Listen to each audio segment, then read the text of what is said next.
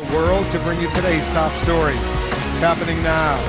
We're with Defense Secretary Robert Gates in Iraq, where some U.S. troops are urging him to send more troops in. And U.S. senators telling Syria not to send aid to Iraq's insurgents. Virginia Congressman Virgil Goode is warning a soon-to-be colleague, Minnesota's Keith Ellison, not to use the Quran at a swearing-in ceremony. And Goode says he wants to keep other Muslims out of the United States. Will Goode stick to his guns? This hour, he goes before the cameras, and I'll speak exclusively with Congressman-elect Ellison. Also, stunning new details show how a top Clinton advisor smuggled and destroyed top-secret documents. Not just any advisor, the National Security Advisor. I'm Wolf Blitzer. You're in the Situation Room.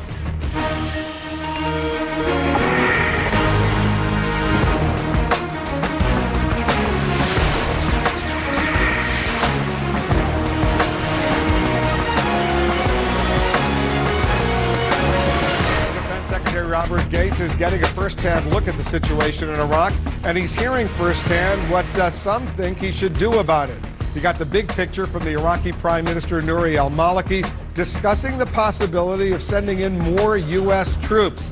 But when he met with a group of American soldiers, the Defense Secretary heard the troops flatly ask for more troops. Our senior Pentagon correspondent, Jamie McIntyre, is the only television reporter traveling with Secretary Gates.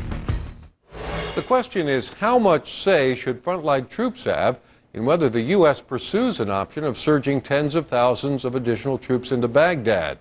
That was a question that came up at a breakfast meeting between Robert Gates, the new defense secretary, and a small but representative sample of U.S. soldiers here in Baghdad.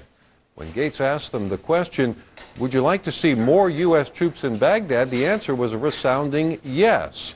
Specialist Jason Glenn's answer was typical. I really think we need more troops here. I really think we need more troops in Iraq. I'm just thinking that maybe more presence on the ground, more troops might be able to hold them off long enough to where we can actually get some of the Iraqis trained up strong so that they can hold it themselves. Other soldiers quickly chimed in that they'd also like to see more U.S. troops here. When Gates asked how the Iraqi troops were doing, one soldier said they're doing okay, but they need to get better. Another said that they thought having more troops here would give the U.S. more time to integrate troops into the Iraqi units and strengthen them as well. The attitude of the troops here is they'd like to stay and succeed rather than leave, and that might require more troops. Now, Gates went on from that breakfast meeting to meet with Iraqi leaders. He's looking from them for some kind of commitment of what they would do to take advantage of a lull in the violence if the U.S. were to surge troops in to bring the violence down. And then Gates will factor all of these decisions, the recommendations of the commanders, the sentiments of the troops, the promises of the Iraqi government, when he makes his recommendation to President Bush, likely sometime next week. Jamie McIntyre, CNN, Baghdad. And Jamie's going to be back with us in the next hour. He's going to have much more on what's going on. Remember, he's the only TV reporter traveling with the defense secretary in Iraq. Meanwhile, the U.S. military today announced that a U.S. soldier and a Marine died of wounds suffered during combat this week in Iraq's volatile Anbar province. And that brings the overall military death toll to 2,958. And Iraqis from all walks of life continue to suffer devastating losses. At least 18 died in Baghdad today, 15 of them when a suicide bomber targeted police recruits. And police in the capital say they found the bodies of another 38 people, apparent victims of sectarian death squads. The Marine Corps has just announced that eight U.S. Marines now face criminal charges or administrative punishment in connection with the killings of Iraqi civilians in the city of Haditha last year. Lawyers for a Marine sergeant say he's been charged with murder in 18 of those deaths and could face a maximum sentence of life in prison. 3 other Marines have reportedly been charged with murder in the case. We'll speak with our own Barbara Starr over at the Pentagon. She's going to have much more on this story. Actually, let's speak to Barbara right now. Barbara, I know you're watching this story very carefully. Give us a little background on what is going on. Well, Wolf, today the Marines finally announcing a number of charges involving unpremeditated murder and negligent homicide against several Marines, all related to an incident last November, in the town of Haditha, Iraq, in which it is alleged that the U.S. Marines shot and killed 24 unarmed Iraqi civilians. Let's emphasize all of this does remain, of course, to be proven in the military judicial process. But this is a case that has been under criminal investigation by the military for some months now. 4 Marines being charged with murder, unpremeditated murder in this case. One of the Marines facing 13 counts of murder. Another one of the Marines facing, as we continue to watch this press conference, a number of counts of negligent homicide. This case has been extremely disturbing to the United States military for many reasons. There have been allegations that the Marines, they went on a shooting rampage after one of their fellow Marines was killed in a roadside attack. There were also a number of conflicting statements about how this incident unfolded. It was originally reported that the Iraqi civilians died in a roadside attack. Some weeks later, it came out that that was not true, clearly not true. The Marines apparently, according to all accounts, entered the town of Haditha, entered the homes of these Iraqi civilians. 2 weapons were found, but when the shooting was all over, 24 Iraqi civilians were dead. Now, the lawyers have alleged over time that the Marines were simply responding to being shot at from these homes by Iraqis in the town, that this was a combat incident. But today now, we are seeing 4 Marines charged with a number of counts of unpremeditated murder. 1 Marine, Staff Sergeant Frank Witterick, facing 13 counts alone. Other Marines facing counts of negligent homicide, and a number of the Marines also facing counts of dereliction of duty, some of that related to this conflict about how the incident was originally reported. What will happen next, Wolf? Well, all of this now will go to what is called an Article 32 proceeding. That's essentially the equivalent of a grand jury proceeding. The military will look at these initial charges, decide if there is enough evidence to proceed to a courts-martial, which of course is a trial. There also are likely to be discussions with the Marines, frankly, about plea bargains in some of these cases. The lawyers will be speaking publicly. The defense attorneys are expected to speak publicly. Many of them are expected to indicate that they believe, of course, their clients are innocent. And of course, there is a presumption of innocence until there is any finding. Otherwise, the case will clearly revolve around this very difficult question: did the Marines shoot believing legitimately that they were under attack at the time of this incident? Wolf. All right, Barbara, good explanation. Thanks very much. Barbara's going to stay on top of this story for us. Meanwhile, Syria has been accused by the Bush administration of allowing aid to Iraq's insurgents. But a pair of key Democrats today defied the Bush administration by showing up in Damascus. For that, let's turn to our senior political analyst, Bill Schneider. Bill? Wolf, today 2 more Democratic senators showed up to meet with Syrian President Bashar al-Assad. What does it mean? 3 Democratic senators, this week John Kerry and Christopher Dodd, last week Bill Nelson, went to Damascus to meet with Syrian President Bashar al-Assad and other Syrian officials over White House objections. We have discouraged members of Congress from doing this. The Democrats got political cover from the Iraq Study Group report, which recommended that the U.S. negotiate with Syria and Iran for a specific reason. They can help resolve the situation in Iraq. The public strongly favors negotiations with Iran and Syria, even though they have no illusions about either country. Most Americans consider Syria either unfriendly or an enemy of the United States. They're not sure which. Nearly half the public considers Iran an enemy. Not a surprise, then, that the Democrats showed up in Damascus and not Tehran. President Bush made it clear that when it comes to Iran, the U.S. has other priorities besides what they can do in Iraq. If they verifiably suspend that they've stopped enrichment, we will come to the table. Same with Syria. Other priorities. They got to leave the Democrat Lebanon alone. It comes down to priorities. The Iraq Study Group had one big priority: resolving the situation in Iraq. If Iran and Syria can help, why not bring them in? Talking to an enemy is not appeasement, Study Group co-chairman James Baker said. Democrats have one big priority: resolving the situation in Iraq. President Assad indicated that he was willing to seek common ground and explore issues of mutual interest, Kerry and Dobbs said after meeting with the Syrian president. Why is the American public open to negotiations with countries it doesn't like or trust? Because the public has one big priority: resolving the situation in Iraq. That's an especially big priority for Senator Kerry and Senator Dodd. They may run for president.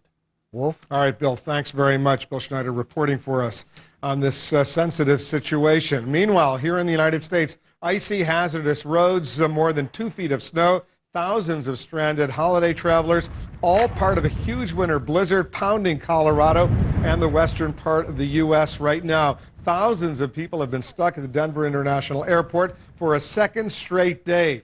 CNN's Jerry Willis is joining us now from the scene. She's got more on what's going on. Jerry, give our viewers an update. How's it doing? How's it looking?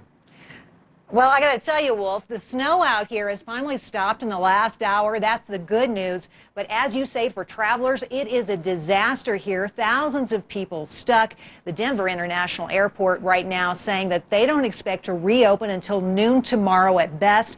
And of course, there's no guarantees of that. People having to do what they can, where they can.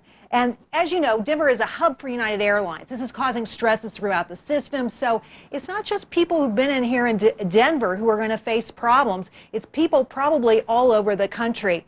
And for people right here in Denver, they're looking at about 25 inches of snow. They're having difficulty getting around. Interstates throughout the region have been closed down. If roads are open, they're difficult to pass. There's no mail service. Even the malls are closed. So if you were doing that last-minute holiday shopping, forget about it. There's no way to get around and not even any stores open. Wolf? All right, Jerry, we're going to stay on top of this with you as well. Thanks very much. Jerry Willis will be back later here in the Situation Room. Jack Cafferty is standing by with the Cafferty File. Jack. You remember Sandy Berger. He's the former national security advisor to President Clinton.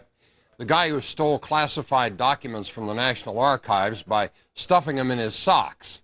You remember, a real class act. Well, we got some new information. An Inspector General's report shows that Berger hid these highly classified documents under a construction trailer outside the National Archives so that he could later secretly retrieve them and take them to his office. There, he used scissors to destroy some of them before throwing them away. When Archives officials accused him of taking this stuff, Berger then rushed out to try to find the trash collector to get them back. Oh yeah, and Berger initially said he took them by mistake. The classified documents Berger stole were all about how the Clinton administration responded to millennium terror threats. Berger took them while he was getting ready for testimony before the 9/11 Commission. He eventually pleaded guilty more than a year ago and was fined $50,000, ordered to do 100 hours of community service, and he had to forfeit his security clearance, but only for 3 years. That's it. Well, here's the question. Former National Security Advisor Sandy Berger stole classified documents from the National Archives. What's the appropriate punishment, in your opinion? Email your thoughts to CaffertyFile@CNN.com or go to CNN.com/CaffertyFile. Wolf. I'm interested to hear what our viewers think on this. Jack, thanks very much for that. The details on exactly how Sandy Berger smuggled those documents are part of a newly released interview. We've posted the memo from the National Archives Inspector General online. Let's bring in our internet reporter, Abby Tatton. She has some additional details on this story. Abby? Wolf, the memo states Berger was told he must not remove documents, then details for 10 pages exactly how he did so, hiding things in his jacket or perhaps pants pocket, before hiding things under that construction trailer, looking up and down the street before he did so. The memo also states that Berger was aware of the risk he was taking and that when he was found out, that Berger called someone whose name here is redacted, asking what he should do. That person told Berger to get a lawyer. Wolf? Good advice in that kind of a situation. Thanks very much, Abby, for that. Coming up, much more on the Sandy Berger controversy. Was the former national security advisor trying to protect Bill Clinton's legacy? I'll ask Paul Begala and Babe Buchanan. They're standing by for today's strategy session. Plus, we're only days away from a major document dump of classified FBI files. What closely held secrets from the Cold War period will be revealed? We're going to take a closer look at that as well. Plus, bad weather here on Earth could put the space shuttle in a pickle of sorts. Stick around. You're in the Situation Room. The Situation Room is brought to you by Head On. Head On, applied directly to the forehead. Head On is available without prescription at your nearest pharmacy. Head On, applied directly to Head On, apply directly to the forehead. Head On, apply. Head On, I hate your commercial, but I love your product. Head On is available without a prescription. New from the makers of Head On. Introducing Activon.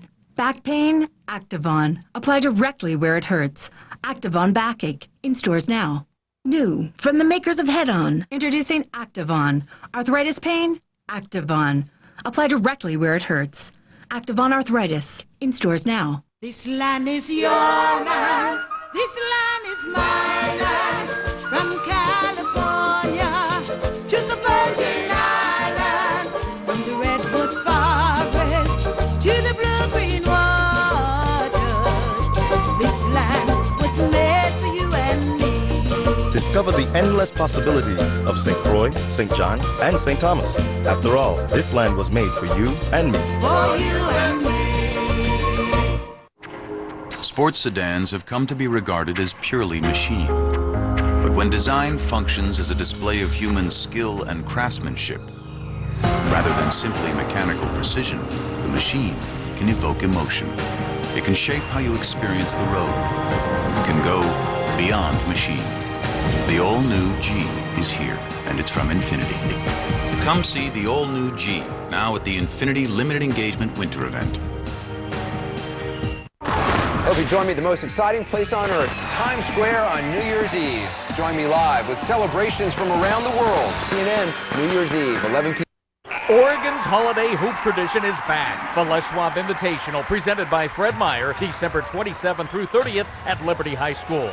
Come watch Oregon Prep superstars Kevin Love and Kyle Singler take on #1 ranked Oak Hill Academy from Virginia. Don't get caught in the line. Get your reserve tickets online at LesSchwabInvitational.com. Buy a season pass and you're entered to win a Mitsubishi Big Screen, courtesy of Standard TV and Appliance. The Les Schwab Invitational, presented by Fred Meyer. It's time for movies on demand, like having a theater at your command. Hundreds of flicks from A to Z. With Comcast, see them totally free. Watch them from your couch. Or in your bed. And you can eat popcorn out of my head. Free movies on demand. Anytime you want, no need to plan. Free movies on demand. Watch hundreds of movies free with On Demand from Comcast Digital Cable. It's Comcastic. Let's get to the truth. It's time for Answers. Lou Dobbs tonight, CNN 6 Eastern. Let's check in with Carol Costello for a closer look at some other stories making news. Hi, Carol. Hi, Wolf. Hello to all of you. Heavy fog in London right now causing major problems for air travelers. Tens of thousands of people are right now stranded at London's Heathrow Airport. That's the busiest airport in Europe. Forecasters say the dense, sometimes freezing fog could linger into the holiday travel weekend. Just hours ago, space shuttle astronauts deployed a satellite as one of the final tasks of their mission. NASA engineers want discovery on the ground by Saturday before the spacecraft runs out of electricity. But weather concerns are complicating landing plans. Clouds in Florida and winds in California could force NASA to use a landing site in New Mexico. The shuttle has not landed there since 1982. Commander Mark Polanski says either way, it will not be a problem. No, I really don't care where we land. I've had a lot of things to worry about on this flight, things that I could control, and the weather is something that I just can't. So I'm prepared to land any of the three sites, and we've trained a lot to do that. So wherever the weather is good and the folks decide to bring us into, we'll be prepared to do that. And wherever it is, we'll be following it. Gay couples in New Jersey now can have all the rights and benefits of marriage, but not the title. This afternoon, Governor John Corzine signed a law legalizing civil unions for gay couples. 4 other states already grant similar rights to gay couples. A New Jersey court had ordered the legislation, but left it up to lawmakers to decide whether or not to call it marriage. And a setback today for efforts to limit the influence of well-financed special interest groups in political campaigns. A federal court today rejected a ban on so-called issue advertisements that mention candidates during peak campaign season. Some Some lawmakers say that could create a loophole in the McCain-Feingold campaign finance law. Let's look at the headlines right now, Wolf. All right, see you soon, Carol. Thank you for that. At the stroke of midnight on December 31st, the United States government will take the wraps off of millions of documents, including many closely held secrets from the Cold War period. CNN senior analyst Jeff Greenfield has our story. Jeff? Wolf, New Year's Eve is not usually a time for presents, but this year, historians and researchers will get a long-awaited gift courtesy of the U.S. government. On December 31st, hundreds of millions of pages of official documents will be declassified. And with that comes the chance that light may be thrown on some dark corners of recent history. The process will apply automatically to papers more than 25 years old, unless government agencies seek exemptions. And it means that we are likely to learn a lot about what our government was doing during some politically volatile times. 1, 2, 3, 4. For example, we've known for years that the FBI was trying very hard to infiltrate anti-Vietnam War groups, including those engaged in peaceful protests. We may now learn more about just how extensive that effort was and whether, for example, it included attempts to infiltrate political campaigns of anti-war candidates. We've also known that the FBI under Director J. Edgar Hoover was deeply suspicious of civil rights and black protest movements, ranging from Martin Luther King Jr. Do it unto the least of these, my brethren, to the far more militant Black Panthers. We may learn a lot more about this as well. But there's a broader issue here about just how much history is buried deep within classified files. For instance, it took decades to learn about the infamous Tuskegee experiments, where subjects, mostly black and poor, were included in syphilis studies and were left untreated for the sake of so-called science. We've only recently learned the sad fact that during Vietnam, deadly attacks on innocent Vietnamese civilians was far more extensive than the occasional My Lai massacre story might suggest, or that the abusive treatment of detainees at Abu Ghraib has a history stretching back through the Cold War to some of the lesser-known practices of American intelligence agents. And it's not just American files that throw light on the past. Examination of files from the now-defunct Soviet Union, for instance, strongly suggests that Julius Rosenberg, executed as a Soviet spy back in 1953 and whose guilt has been debated for decades, was in fact a Soviet agent. And when East Germany collapsed in the early 1990s, a search through the files of its notorious secret police, Stasi, revealed that the friends, co-workers, even family members of millions had spied on each other. What makes this such a puzzling area is that while the government frequently fights ferociously to conceal some secrets, others are clearly in the public arena. The Nixon administration tried hard in 1971 to punish the New York Times for publishing the Pentagon Papers, the secret, if relatively innocuous, history of how we went to war in Vietnam. But for years, citizens have been able to listen to recordings of Lyndon Johnson's telephone calls, we could pull out and say, to hell with you, which show that he believed the war could not be won, even as he was escalating it. Now, there's clearly a legitimate case to be made for keeping some secrets secret, to protect lives or national security. But as for keeping secrets in order to protect the public from learning about government's past misdeeds, well, that's what Jefferson had in mind when he said sunlight is the best disinfectant. Wolf? Jeff, thank you. Jeff Greenfield reporting. Meantime, after decades of litigation, the Justice Department has agreed to release never-before-seen secret government documents on John Lennon. Why was the FBI keeping tabs on the former Beatle back in the 70s? The documents are now online. Let's turn again to Abby Tatton. She has the details. Abby? Wolf, Lennon has encouraged the belief he holds revolutionary views by the contents of his songs. So states a 1972 FBI memo, an apparent reference to Lennon's power to the people. This is one of 10 once secret FBI documents the Justice Department has just made public, ending a 25-year struggle with Lennon biographer and historian John Wiener for access. Now, some files on Lennon have long been available and declassified, some of them even available on the FBI website. But on these 10 particular documents, the FBI had been holding back, telling a court in 1983 that releasing them could jeopardize national security. Now the documents are online. They contain references to Lennon funding a left-wing bookshop in London. One is even addressed to the White House, calling Lennon a known sympathizer of communists. Having reviewed these documents, John Wiener says that the security concerns were absurd. The Justice Department had no comment. Wolf? Abby, thank you. Coming up, A Virginia congressman tells his constituents that unless immigration is tightened, more Muslims will become members of Congress. Will Representative Virgil Good of Virginia stick to his guns? We're going to hear live from the congressman when he goes before the cameras in a few minutes. And after Good speaks out, I'll speak exclusively with the target of his comments, incoming Representative Keith Ellison. He's the first Muslim elected to Congress. He'll be joining us live right here in the Situation Room.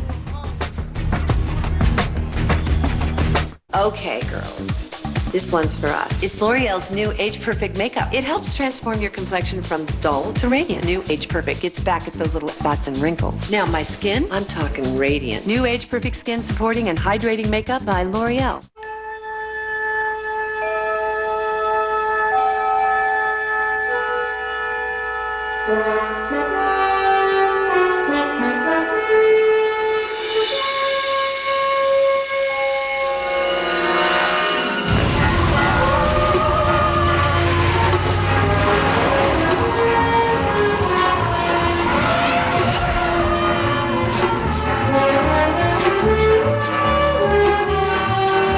Here's a radically simple suggestion from eLoan. You can lower your rising monthly payments by consolidating your debt with a home equity loan and paying one lower monthly rate.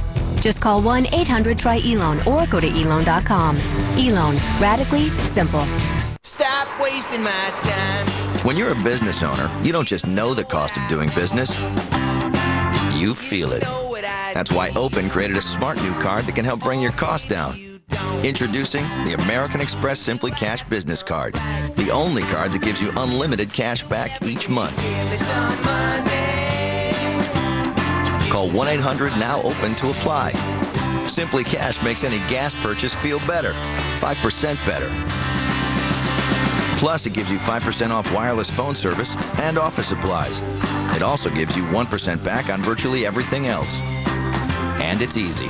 Your cash back appears each month on your statement automatically, with no limit to how much cash back you can earn. So call now for the fee-free Simply Cash business card. It's the only card that makes it this easy to put unlimited cash back into your business each month. We know what you want. That's why we're Open. How American Express serves small business.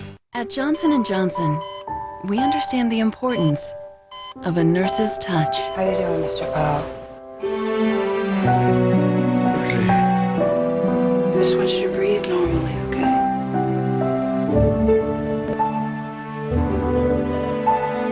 A nurse's touch can touch the world.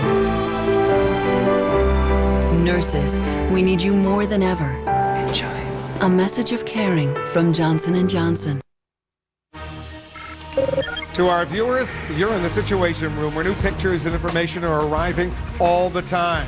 Happening now. New Defense Secretary Robert Gates getting an earful from U.S. troops on his visit to Iraq. Many soldiers, Marines telling Gates more American troops are needed there to improve security and train Iraqi soldiers. Gates also assured Iraqi Prime Minister Nouri al-Maliki that the United States government supports his government. Despite White House disapproval, Democratic Senators John Kerry and Chris Dodd met with Syria's President Bashar al-Assad in Damascus to talk about helping stabilize Iraq. Kerry and Dodd say they challenged the Syrian leader to take a more constructive role. The White House says the trip sends a mixed message about U.S.-Syrian relations. And the Donald blasts back at Rosie O'Donnell. Donald Trump is threatening to sue The View co-host after O'Donnell sharply criticized him regarding the Miss USA scandal. More on that coming up right here in the Situation Room. And I'm Wolf Blitzer. You're in the Situation Room.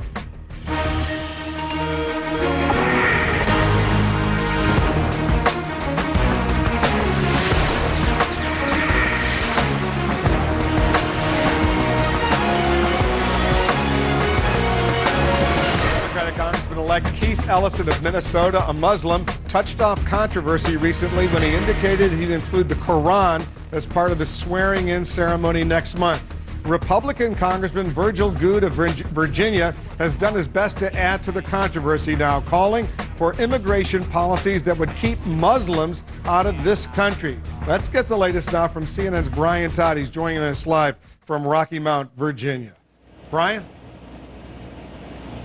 Wolf, we're expecting to hear any moment now from Congressman Virgil Goode, the Republican from this district in Southern Virginia. Up to this moment, he has stood by, at least through his aides, stood by comments that he made in a letter to a constituent a couple of weeks back, where he really slammed the request by incoming Congressman Keith Ellison, the first Muslim elected to Congress. That request by Mr. Ellison to use the Quran in his swearing in. Mr. Goode has generated, as you say, a lot of controversy over that particular letter. I'm going to first read the contents of the letter that have stirred up so much trouble. Quote, "I do not subscribe to using the Quran in any way." He goes on to say, if American citizens don't wake up and adopt the Virgil Goode position on immigration, there will likely be many more Muslims elected to office and demanding the use of the Quran.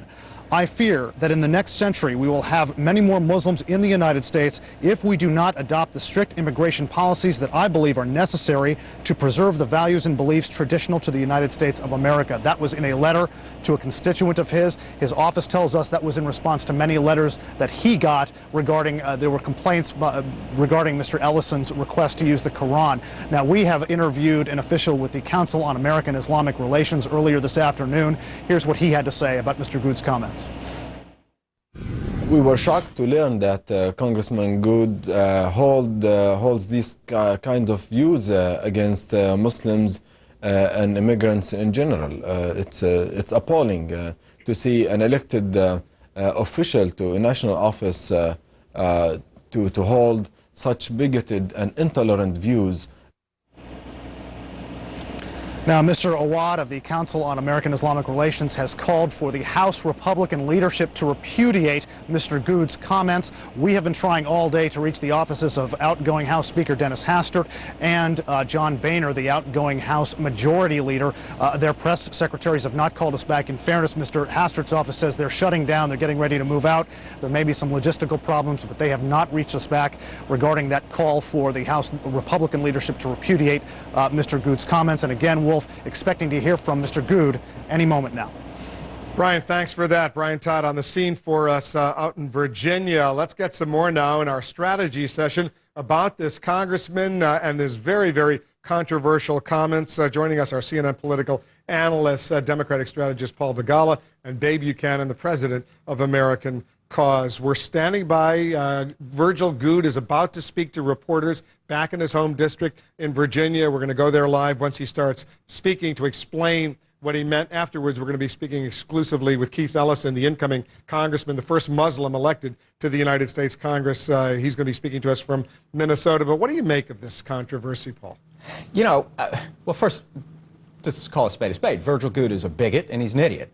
Let's hope he clears that up when he has his press conference, because lots of people misspeak. That goofy comedian who played Kramer on Seinfeld had this horrible anti-black tirade. At least that was verbal.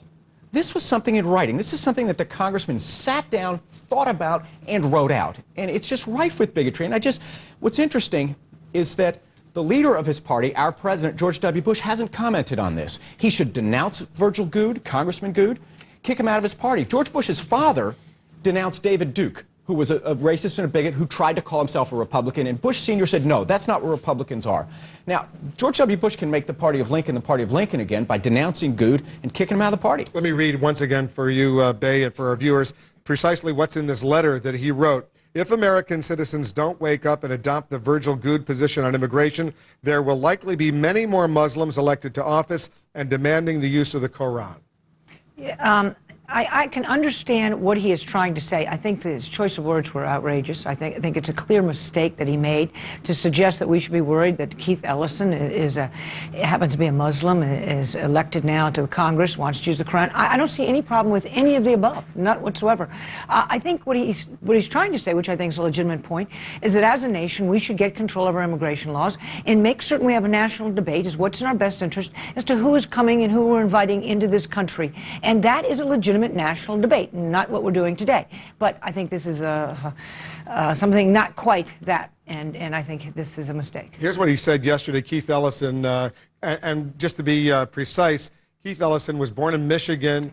He converted to Islam while he was in college. He can trace his ancestry here in the United States back to the 1700s, which is a lot earlier than I can, or any of you probably can either. So he said this. He said, I'm looking forward to making friends with Representative Goode, or at least getting to know him. I want to let him know that there is nothing to fear, the fact that there are many different faiths, many different colors, and many different cultures in America is a great strength. I thought that was a lovely statement on his part. It shows that he's a big person, a bigger person than I am. I'd have lashed out. Think about, I'm a Catholic, right? And a generation ago, when John F. Kennedy was running for president, there was a lot of anti-Catholic bigotry. We will find out if there's anti-Mormon bigotry, as Mitt Romney, a very prominent Mormon who's governor of Massachusetts, runs for president. But there's clearly anti-Muslim bigotry in America, and Virgil Goode represents that. Congressman Ellison will have a chance to talk to you about it and show what a big person he is. You know, Carville told me he met Congressman Ellison, in fact, met him at a synagogue. Exactly. So Carville's a Catholic, Ellison's a Muslim, and they were both in a synagogue at the same time. That's America. Keith Ellison actually received the endorsement of a Jewish newspaper. I mean, this is a man that ran on a certain platform. He gathered people from all different faiths to support him, and he has every possible reason in this great country to represent that district. His religion, to me, is a strength. His strength. I mean, I'll tell you what I'm far more concerned about in Congress than a Muslim is the pagans we have up there. I think they're a greater threat to us than anyone who has some religious beliefs. Let's talk a little bit about another sensitive subject, Sandy Berger. I know you worked closely with him when you served in the White House under Bill Clinton. All of a sudden, we thought we knew the story a year ago when he pleaded guilty, paid the $50,000 fine, and had his security clearances removed for 3 years. But now it turns up that there's more to the story, and he actually took the documents, classified documents, top secret documents, outside of the National Archives and actually hid them underneath some construction site and then came back an hour or so later to take them to his office, which shows that there was more than just the sloppy, nerdy Sandy Berger, which was earlier projected as the case, someone who just got overwhelmed. Yeah, I say this as somebody, I not only worked with Sandy, I love the guy, and I think he's a great patriot, and yet this was an enormous mistake he made, and let's call it what it is. It was a crime. Now, to his credit, after he committed the crime, which is a serious one, Sandy pleaded guilty, he confessed, and he took the punishment that the judge meted out. Maybe not the punishment Jack Cafferty thinks he should get, but that's the punishment the judge gave him. And so at least there was accountability. And I do wonder if there's a bit of a double standard. The Bush administration prosecuted Sandy for this, as they should. It's a crime. But yesterday, the president was asked at his press conference by Mark Knoller of CBS whether Mr. Bush was going to prosecute the people who leaked his aide Stephen Hadley's memo, which was classified, or he might have been asked, why aren't they prosecuting whoever leaked Donald Rumsfeld's classified memo? And Mr. Bush said, gee, it's not fresh in my mind. I don't even know if I ordered an investigation. So if a Republican leaks something, we don't prosecute. If a Democrat does, we do. It's a double standard. This is not leaking, and this is not Sandy Berger taking responsibility. The reason Sandy Berger took responsibility is because he got caught. He lied his way up to the last minute until they had the goods on him, and then he got himself the first-class attorney to get himself out of something, get himself out of jail time is what he did. But the key here, I think, is what this exposes is a man in the Clinton administration, a top fellow in national security, was deliberate in his effort to make certain documents were destroyed that would have obviously been incriminating to Clinton. And not incriminating. Nobody suggests they were incriminating. No, stop. You think that this man went in there and stole documents and destroyed them that would make him look good or make Bill Clinton look good? I'm sure it cast him and his boss, my former boss, in a bad light, but that's different from saying it was evidence of criminality. Nobody suggested that those documents... These were actually copies of the originals, which were at the Clinton Library in Little Rock. They had sent up to the National Archives copies. What he destroyed were copies, but the originals were still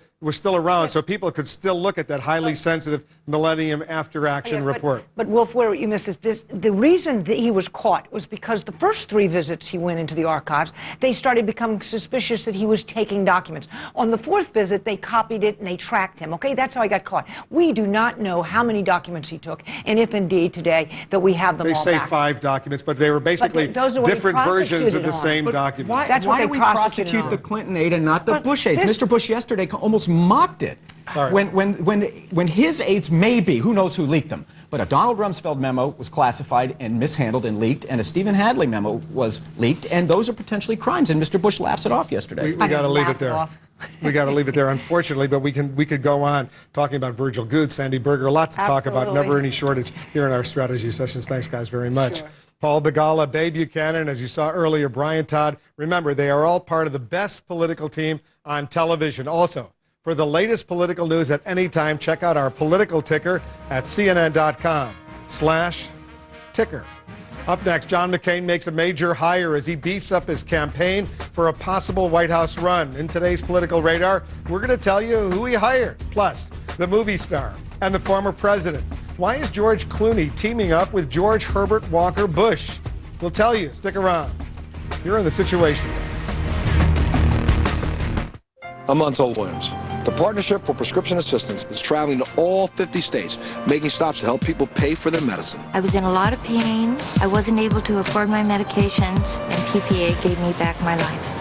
This past year, America's pharmaceutical companies gave away more than $5 billion worth of medicines to people in need. It has been a lifesaver for me in more ways than one. If you need help, just call 1-888-4PPA now. The Partnership for Prescription Assistance, on the road to helping you. Who are you shopping for?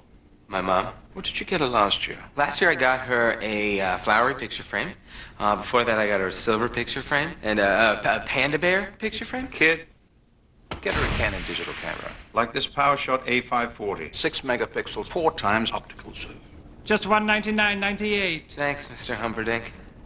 Send that to your mom. This week, buy any Canon PowerShot digital camera and get a special bonus offer on a Canon photo printer. Another unexpected gift from Staples. Fantastic. Quality. Wow. Thanks to the latest Bose technology, it is now possible to have for the first time the same noise reduction benefits in on-ear headphones as we achieved in the award-winning Quiet Comfort 2 around-ear headphones. And now you can choose your preferred style, QC2 or the new QC3 headphones. Wear them when you fly to experience less noise at the flick of a switch. And create your own private sanctuary. Originally designed for planes, owners tell us about other uses, less distraction at work, to unwind after a hectic day, or to find your own space. Sound quality is fantastic. Peace. Order QC2s or the new smaller QC3 headphones. Try them risk-free for 30 days. Order by January 31st for a free MP3 player, and you can make 12 easy payments. Quiet Comfort headphones. Hear the difference Bose technology makes. Between my two phone bills, it's probably about $60 a month. About $150. Probably $100 a month. With Vonage, you get unlimited calls to anywhere in the U.S. and Canada, and all the cool features you could ever want are included. And it's just $24.99 a month. Call 1-800-970-8082 and get 1 month free. Act now and get a prepaid card worth $25. Spend it like cash. Vonage, the better way to phone for less. Thank you. Thank you. Thanks for coming to CNN. A lot happened in 2006. And we're glad you followed it all on CNN and CNN.com. Happy holidays and best wishes for 2007. The race for the White House tops today's political radar. 70 prominent Democrats from Nevada today called on the governor of New Mexico to run for the White House. Bill Richardson, who also was a former Clinton cabinet secretary, says he'll make a decision about a presidential run early next year. Nevada will be a crucial state in deciding who wins the Democratic presidential nomination. The state will hold its caucuses right after Iowa and just before the New Hampshire primary, all of it coming up January 2008. A crucial hire today for John McCain as the Arizona senator builds up his team for a possible run for the White House. McCain today hired Steve Schmidt as a senior advisor. While not a household name, Schmidt is well known here in Washington. He played a crucial role in President Bush's 2004 re-election campaign, and this year was manager for Arnold Schwarzenegger's successful re-election campaign as well. Also worked for Dick Cheney. Coming up, is the Bush dynasty officially over? We're going to find out why the outgoing Florida governor, Jeb Bush, says he has no political future. Plus, it's getting even uglier. We're going to have the latest war of words in the battle between Donald Trump and Rosie O'Donnell. Stick around. Much more coming up right here in The Situation. Demystifying Insurance, presented by Zurich Insurance. Running a small company in today's changing world is risky business, but you can help to manage the risk with an insurance plan. Start with property and business liability insurance. If you have employees, workers' compensation is a must. Errors and omissions protects against costly mistakes, and an umbrella policy extends the limits of coverage. Insurance should change with your business needs. Demystifying Insurance, presented by Zurich Insurance. What happens if your business model changes every 4 hours?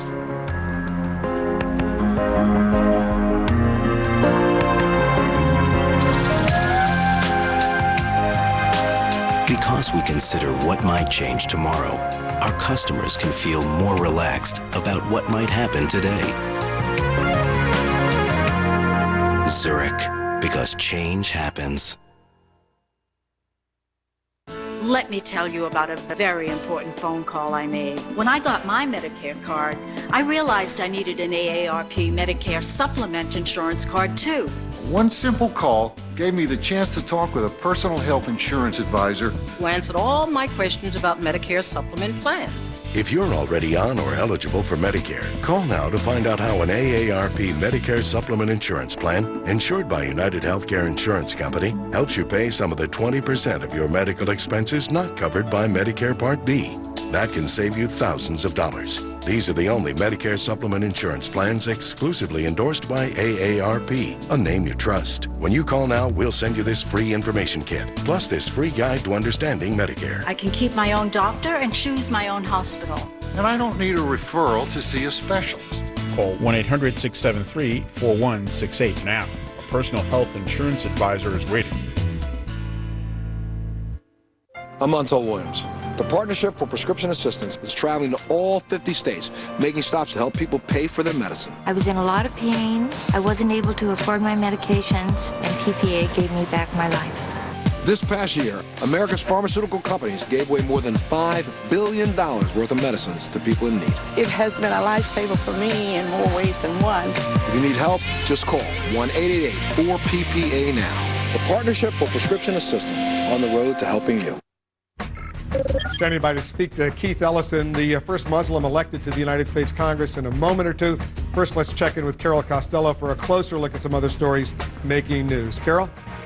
We have to talk about Donald Trump first, Wolf. A scandal over a beauty queen has now led to an ugly war of words between Rosie O'Donnell and Donald Trump. Earlier this week, Trump, a co-owner of the Miss Universe pageant, announced that the reigning Miss USA, Tara Conner, would not lose her title after admitting to underage drinking. O'Donnell then used her chair on the morning talk show The View to rip Trump for that. She suggested that his long marital and extramarital resume make him unfit as a judge on moral issues. Now Trump is responding, and he's not pulling any punches. Well, Rosie's a loser. She's always been a loser. I've always understood it. She failed with her magazine. She failed with her show. As you know, at the end, it was doing very poorly in terms of the rating.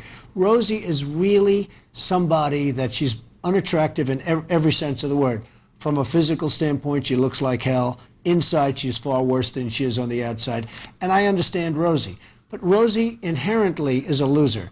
What about what she said about you being the moral compass for 20-year-olds in the country, taking exception, saying left the first wife, had an affair, left the second wife, had an affair? Look at Rosie's moral compass. You tell me about a moral compass. You take a look at Rosie's moral compass. I mean, this woman is a disgrace. Plan to follow through with your threat to sue her?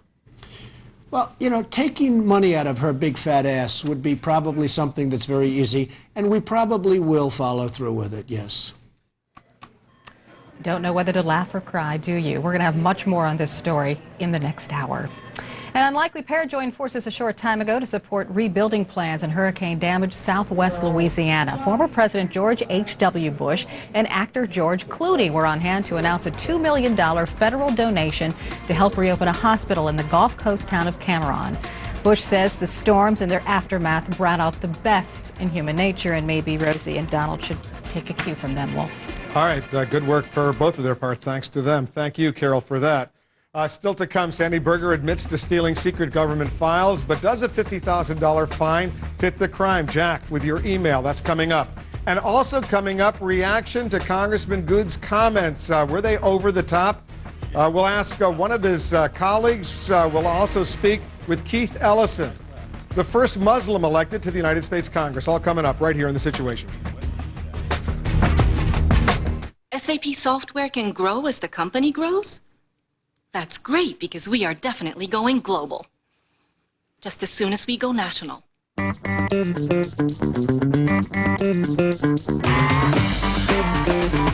you a homeowner with a first mortgage, second mortgage, auto loans, student loans, or credit card debt? Or would you like to consolidate your debts into one low monthly payment? Log on or call 1-800-71-FIXED, a GMAC company.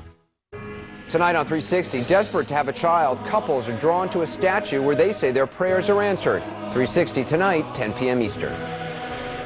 Patricia Heaton. I'm the ghost of holidays past. Relax. You remember the year of the great Christmas blackout? What about the homemade gift fiasco? How about the New Year's Eve incident? Am I doomed to repeat the past? Just go to Albertsons. They've got what it takes to make any holiday easy. Fresh foods, great gifts, lots of little extras. Thanks. Have you had work done? Now that's just rude. Are you in the market for a truck, van, or car? There's one dealership that's never too far. In the heart of McMinnville, it's called Larson Motors. Great service, unanimous amongst all the voters. Like saving money? Can you hear the ovation? Larson Motors is having their year-end liquidation. You'll save like a maniac. GMC, Pontiac, Buick, and Cadillac. Low interest rates, huge factory rebates. So if you want value selection plus red tag price, then it's Larson you should see. They'll treat you nice. So head to McMinnville, come get immersed. But hurry, please hurry. It all ends the 31st.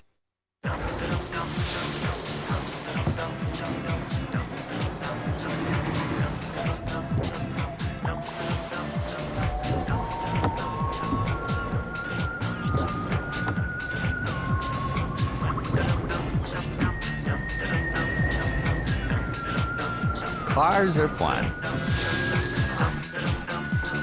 Shopping for them should be too. vhix.com. Just click autos on comcast.net. Flossing is here to make a contribution to our society. It's about uplifting, it's about moving to a better place, it's about elevation. Yeah, every Wednesday at 9:30 p.m. and Fridays at 7:30 p.m. Flossing Magazine and Comcast Channel 14 brings to you a show like no other. Flossing TV. The new Smooth Jazz 105.9. From all of us, happy holidays and best wishes in 2007. Jack Cafferty's back with the Cafferty File. Jack? Former President Clinton's national security guy, Sandy Berger, pled guilty to stealing classified documents from the National Archives, and his punishment amounted to a slap on the wrist, a $50,000 fine, some community service, and he had his security clearance revoked for like 3 years. We wanted to know what you think the appropriate punishment should be. Curtis in Philadelphia writes, geez, Jack, where do we start, with the theft charge or with the vandalism and destruction charge? Add in the place of the crime, the National Archives, and the position Berger once held, he should be sent away for a long time. You and I would be, but he won't be. I didn't realize a government ID card was a get-out-of-jail-free card. Jerry in Florida gives us this. Give him a medal. He fits in with the rest of the crooks in Washington.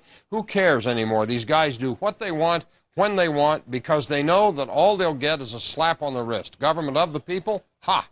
Ron in Indianapolis, his place in history is more punishment than any magistrate could impose. Joseph in California, how about having him work on a city trash collection truck every Tuesday and Thursday for 2 years?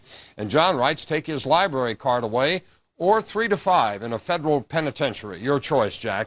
And in honor of the holiday season, I read you the following from Jeff in Virginia. I don't care what the question is. I'm tired of your ranting and complaining every day. You're old, behind modern concepts, and entirely depressing to watch and listen to. Even if human rights were fixed throughout the world, you would still find something to complain about, you pessimist. Just retire. You're no good at what you're doing. Hand over the ranks to someone with energy, excitement, and meaning. Wolf? Jeff, he must be a good friend of yours. I don't know him. Thank you. We'll be back in a few minutes to you. And still to come, we're standing by. We're going to be speaking to Keith Ellison, the first Muslim elected to the United States Congress. We'll get his reaction to Virgil Goode, a Republican congressman for Virginia. He's speaking out right now. We'll get what Goode is saying, Ellison's reaction. That's still coming up. Also, Florida's outgoing governor, Jeb Bush, puts an end to any speculation that he wants his older brother's job and says his days in politics are over. Mary Snow with that story. That's coming up next. Closed captioning hours provided by Nature's Tears Eye Mist Dry Relief. Nature's Tears Eye Mist, the natural way to soothe and moisturize tired, strained, dry eyes. Nature's Tears Eye Mist. Now, doesn't that feel better? This land is your land. This land is my land. From California to the Virgin Islands, from the Redwood Forest to the blue-green waters, this land was made for you and me. Discover the endless possibilities of St. Croix, St. John, and St. Thomas. After all, this land was made for you and me. For you and me. When I signed up for Vonage, I was able to keep my phone number, and then when I moved, I was able to take it with me. Vonage was so simple to set up. I did it on my own, and I was very proud of that. Call quality is the utmost. It projects my business. And with Vonage, it's perfect. Vonage and reliability, that just kind of goes hand in hand. The features save you time, and that's really where I'm focused as far as cost goes. It's made our connection that much closer. I love Vonage. There's no one else out there that fills the need that Vonage does, and I'm a lifer. I love it. So sign up, set up, and start saving up to $300 a year on your phone bill. It's just $24.99 a month for unlimited local and long-distance calling. Vonage is a better way to phone for less. Get 1 month free. Call 1-800-970-5521 or go to Vonage.com. Let me tell you about a very important phone call I made. When I got my Medicare card, I realized I needed an AARP Medicare Supplement insurance card too. One simple call gave me the chance to talk with a personal health insurance advisor who answered all my questions about Medicare supplement plans. If you're already on or eligible for Medicare, call now to find out how an AARP Medicare Supplement Insurance Plan, insured by United Healthcare Insurance Company, helps you pay some of the 20% of your medical expenses not covered by Medicare Part B. That can save you thousands of dollars. These are the only Medicare supplement insurance plans exclusively endorsed by AARP, a name you trust. When you call now, we'll send you this free information kit, plus this free guide to understanding Medicare. I can keep my own doctor and choose my own hospital. and I don't need a referral to see a specialist. Call 1-800-673-4168 now. A personal health insurance advisor is waiting. When belief is worth dying for and religion becomes revolution. A special CNN presents, narrated by Liam Neeson, After Jesus, tomorrow night, 10 Eastern. Outgoing Florida Governor Jeb Bush isn't mincing any words about his political future. The younger brother of President George Bush says simply, he has no political future, but is it way too soon to count Jeb Bush out of the political arena? Let's turn to CNN's Mary Snow. She's watching this story. Mary? Well, Wolf, some political observers say that having the last name Bush won't be a good thing in 2008, but some are saying the idea that Jeb Bush is finished with politics for good is far-fetched. Here's what happened, is that Governor Jeb Bush was speaking with Spanish language reporters yesterday in Florida when he was asked whether or not he had a political future in 2008. Here's what he had to say. Whatever the language, Republican Florida Governor Jeb Bush insists the message is the same. Asked by Spanish language reporters Wednesday about his political future for 2008, Bush said, "No tengo futuro." I don't have a future. Questions have been asked for years about whether Jeb Bush would try to follow in the footsteps of his father and brother to the White House. This was Governor Bush in 2004. And I'm not running for president in 2008. Might you change your mind between now? No! God! Why not? This is, why am I not believable on this subject? It's just driving me nuts. It may have been driving him nuts, but in an interview with Larry King last year, his own father, former President Bush, said he'd like to see his son run for president. Would you want Jeb to run? He says no. Someday I would, yeah. The elder Bush also said the timing is wrong in 2008 for his son. And I do believe that in 2008 there's still going to be some Bush fatigue, or as a Republican governor of Texas recently said to me, Bush burnout. While the president's popularity has been hard hit, a poll in Florida shows his younger brother still remains popular, despite the controversies of his 2 terms. One of them being the 2000 presidential recount, and the other is his interference in the Terri Schiavo right-to-die case. As Jeb Bush's term expires, it has been an emotional time for the Bush family, as evidenced at a recent event in Florida when former President Bush began crying while paying tribute to his son. We love this guy. And some say while Jeb Bush may not run for office in 2008, they don't believe the Florida governor is through with politics. Some of the prospective Republican nominees in 2008 have all floated Jeb's name as a possible vice presidential running mate. That's testament, I think, to the fact that he is very popular and viewed very, very highly in the Republican Party. And veteran political reporter Tom DeFrank says he does expect the Republican Party may one day turn to Jeb Bush down the road, but not in 2008. Wolf? Thanks very much, Mary, for that. And to our viewers, you're in the Situation Room where new pictures and information are arriving all the time. Standing by, CNN reporters across the United States and around the world to bring you today's top stories. Happening now, a Quran controversy and a growing war of words. A Republican congressman is refusing to back down from remarks about Muslims many people are saying are simply offensive. And more lawmakers are now weighing in on plans by one congressman-elect to take his oath on Islam's holy book. Also, a former national security advisor stealing and destroying documents from the National Archives. Now we're learning some more new details of how Sandy Berger actually did it. And Defense Secretary Robert Gates in Iraq, hearing from U.S. troops themselves as he weighs a massive new deployment.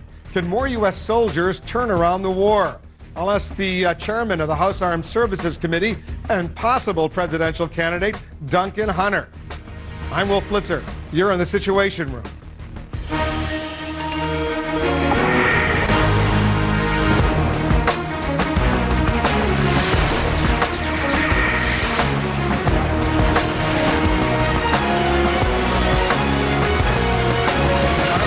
Growing over the use of the Quran for a congressional swearing in, and one lawmaker, Virginia Republican Virgil Goode, coming under fire for remarks that many people are saying are personally very offensive.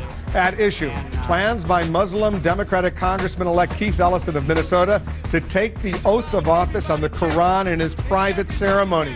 Now other lawmakers are weighing in. Let's turn to CNN's Brian Todd. He's joining us from Rocky Mount in Virginia. That's Goode's district. I take it, Brian, Goode only moments ago spoke with reporters. What did he have to say?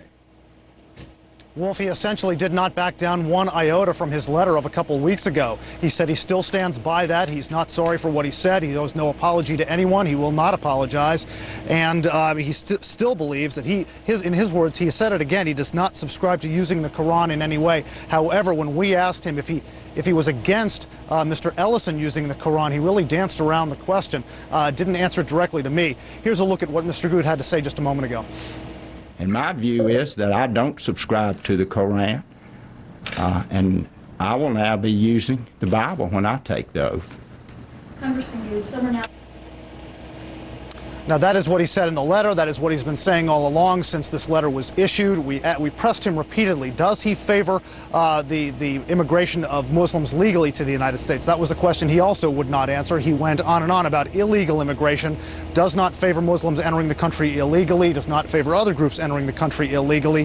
He stuck to that message. He really seemed to at least back off slightly from his outright condemnation of Mr. Ellison and his use of the Quran. I pressed him over and over again. Do you or do you not favor Mr. Ellison using the Quran in his swearing in? He did not answer the question, Wolf.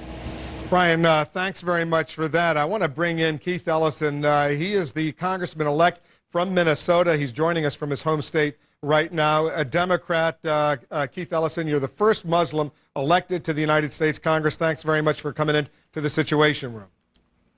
Real pleased to be here, Wolf. All right, let me read for our viewers who may not be all that familiar with what Virgil Goode actually wrote to his constituents back on December 7th. Among other things, he said, if American citizens don't wake up and adopt the Virgil Goode position on immigration, there will likely be many more Muslims elected to office and demanding the use of the Quran. And you just heard our Brian Todd. He's on the scene. He says Virgil Goode is not backing away from that at all. What's your reaction? My reaction? Yes, what's your reaction, Congressman-elect? Oh, yeah, well, Wolf, I think that, diversity of our country is a great strength. It's a good thing that we have people from all faiths and all cultures that come here, and we all support one constitution that upholds our right to equal protection, one constitution that guarantees us due process under the law, one constitution which says that there is no religious test for elective office in America. So the document that is the bedrock of our democracy expressly prohibits applying any religious test. And I think that diversity in our nation is a great thing, and we should embrace it, not be afraid of it. So if you had a cup of coffee or you sat down with Virgil Good in the next several days, you're going to be coming to Washington, you'll be sworn in the next couple of weeks. What would you say to him specifically on his point? He wants tighter immigration restrictions in order to keep Muslims out of the country, and because if they're kept out of the country, obviously they won't be elected to Congress. Well, what I'd tell him is that, there might be a few things about Muslims that he might want to know. He might want to know that Muslims, there are about 5 million in the country, that they're here to support and strengthen America, that they are nurses, doctors, husbands, wives, kids who just want to live and prosper in the American way, and that there's really nothing to fear, and that all of us are steadfastly opposed to the same people he's opposed to, which is the terrorists, and so there's nothing for him to be afraid of. And that what we should do is to tell our constituents that we should reach to each other, not be against each other, and we should find ways for common ground. I would urge Congressman Good to have his congregation reach out to a synagogue or a mosque and start some interfaith dialogue so that we can increase understanding among each other as Americans of different faiths. That's what I'd tell him. Well, you think he's a bigot? You know what? I don't know the fellow, and I'd rather just say that he has a lot to learn about Islam, and we all have a lot to learn. I don't know him. I look forward to meeting him. I'm not afraid of being frank about my views about him, but I simply haven't gotten a chance to get to meet him, so I don't want to start any name calling. What's been the reaction in general to your election, making history, becoming the first Muslim elected to the U.S. Congress, specifically your decision that in your personal private ceremony you want to be sworn in on the Quran? Well, Wolf, I'm glad you made that distinction, because when I'm officially sworn in, I will do it the same exact way as every other congressperson-elect who was sworn in. We will all stand up and in unison lift our hand and swear to uphold that Constitution. And then later, in a private ceremony, of course I'll put my hand on a book that is the basis of my faith, which is Islam. And I think that this is a beauty. This is a wonderful thing for our country, because Jewish members will put their hands on the Torah. Mormon members will put their hand on the Book of Mormon. Catholic members will put their hand on the book of their choice, and members who don't want to put their hand on any book are also fully free to do that. That's the American way. But I think that we need to not focus on what religious text any Congress member might want to use. Let's focus on the text that binds us together. That's the Constitution. That's a great document. And I'm looking forward very much to raising my hand and swear to uphold that Constitution. You know, I'm sure, what the radio talk show host Dennis Prager said at the end of November, and it caused quite a stir. He said this, among other things, and I'll read it. America should not give a hoot what Keith Ellison's favorite book is, insofar as a member of Congress taking an oath to serve America and uphold its values is concerned. America is interested in only one book, the Bible. You want to react to that? Well, I think, again, we need to dust off the Constitution and actually read it. It says specifically, explicitly, that there is no religious test for elected office. You don't have to use any book at all. I think that, if we are going to call ourselves patriots, and I certainly do, if we're going to talk about how much we love America, and Lord knows I do, that we should know that the basis of our democracy is the Constitution, which expressly prohibits the application of a religious test to hold elective office. I just think this is an opportunity for us to have a little civics lesson in America and to help people really understand the underpinnings of our great country. You were born in Michigan. You converted to Islam while you were in college, but you can trace your ancestry back to the 1700s, I take it, here in the United States. So when you hear comments like Virgil Good's, I suppose you've reacted in all your public statements as well as here, really taking the high road. But I assume inside it's really irritating you. Well, Wolf, my reaction externally and internally is the same. I can honestly say that I am not angered by by Representative Good's comments. I just think it's a learning gap we have to close. And it's true that I do find my ancestral roots back in Natchitoches, Louisiana, Cane River, Louisiana, 1742. I go back. I'm about as American as they come. Well, thanks very much for coming into the Situation Room, giving us your side of the story. Keith Ellison, elected to Congress, making history. We hope you'll be here in person in the Situation Room once you arrive in Washington. Thanks very much. I look forward to it, Wolf. Thanks again. Thank you, Keith Ellison. We're going to speak later this hour with Republican Congressman Duncan Hunter. He's the outgoing chairman of the House Armed Services Committee. He's also exploring the possibility of running for president. We'll ask him what he thinks about this controversy as well. That's coming up later this hour. In the meantime, let's check in with Jack Cafferty. He's in New York with the Cafferty File. Jack? The United States, Wolf, and Britain are going to start moving more warships into the Persian Gulf soon.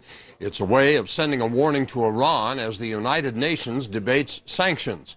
The New York Times reports that Defense Secretary Robert Gates is expected to approve a request by commanders for a second aircraft carrier battle group to be stationed in the Gulf by early next year.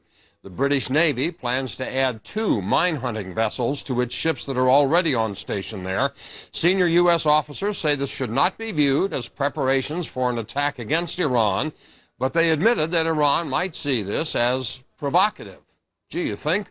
Other reasons for the buildup could be to make it easier to enforce any potential UN sanctions, and it could be a way to stop Iran from blocking oil shipments through the Persian Gulf. Meanwhile, a setback for the Iranian president, Mahmoud Ahmadinejad. In recent local elections, he got his clock cleaned. The moderate conservatives were the big winners there, not his guys, suggesting that he's not a whole lot more popular at home than he is in Washington, D.C. Anyway, here's the question. How do you think Iran would react to a buildup of U.S. and British military forces in the Persian Gulf? Email your thoughts to CaffertyFile, CNN.com, or go to CNN.com/CaffertyFile, Wolf. All right, Jack, thank you for that. Then still ahead, classified government documents hidden under a construction trailer by a former national security advisor. We'll have the surprising new details of Sandy Berger's crime. Also, Denver, snowed in still. The airport closed at least until tomorrow, affecting tens of thousands of travelers right in the middle of the Christmas crunch. We'll take you live to the Mile High City. And Defense Secretary Robert Gates in Iraq, hearing from U.S. troops themselves as he weighs a massive new deployment. Stay with us. You're in the Situation Room.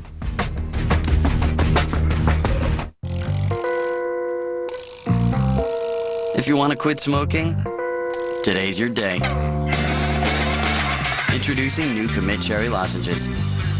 Quitting smoking just got a little tastier. At our recent offsite, I picked up this juicy tidbit. SAP has software for mid-sized businesses. Trust me, it's juicy.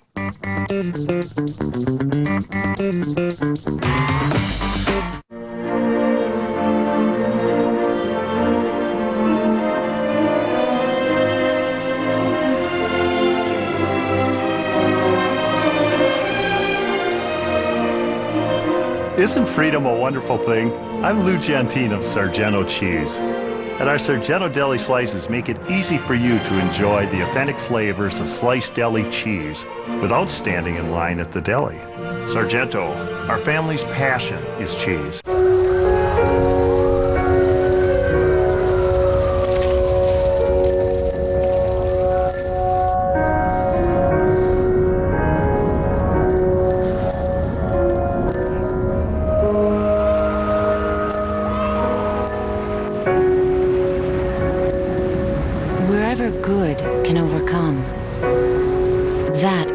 Contributions to the Salvation Army go.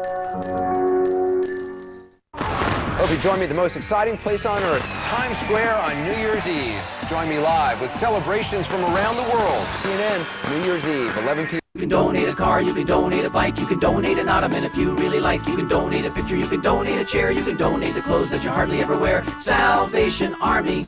You can buy the brand names that you really do like. Buy a car, buy an ottoman, you can buy a bike, you can buy a pretty picture, you can hang it on the wall. Buy stuff that you never would find at the malls. Salvation Army. And the money from the sales of the stuff that you buy could help somebody get a whole new life. Salvation Army will do what's best. You donate, we'll do the rest. Salvation Army. Call 1-800-SA-TRUCK.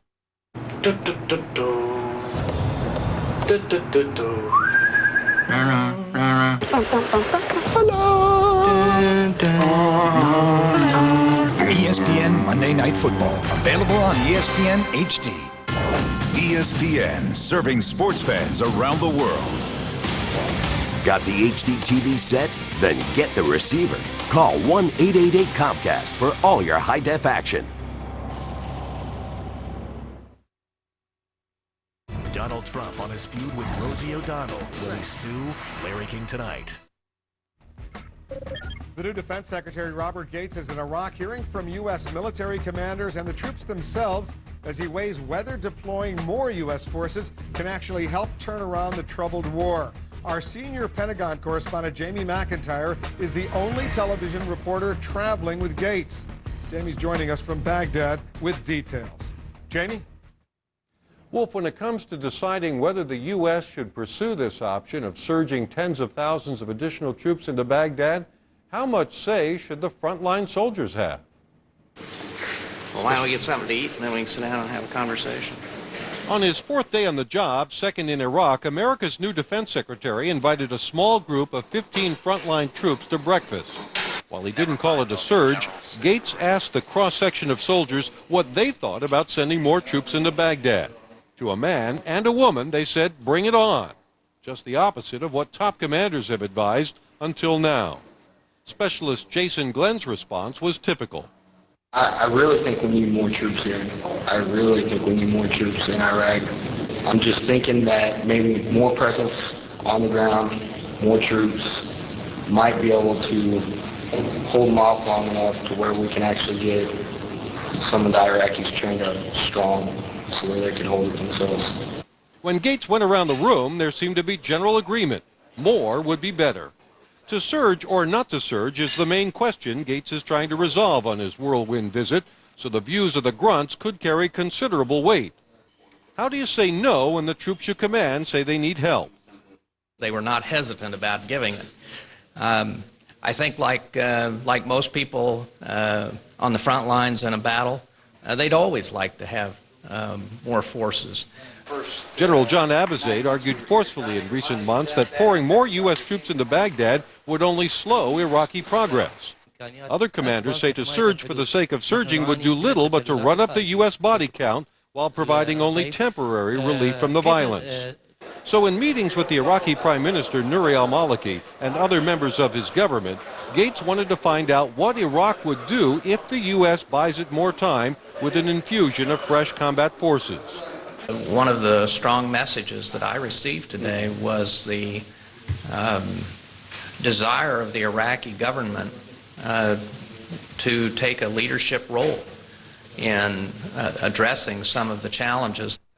Following the meetings, Gates said no specific troop numbers were discussed, only broad concepts. Robert Gates told the soldiers he talked to here in Baghdad that he didn't come back to public life to play politics. He said he's looking for a package of new ways to do things that would include the focus on the economy, on reconstruction, and primarily ensuring that the Iraqi government doesn't fail.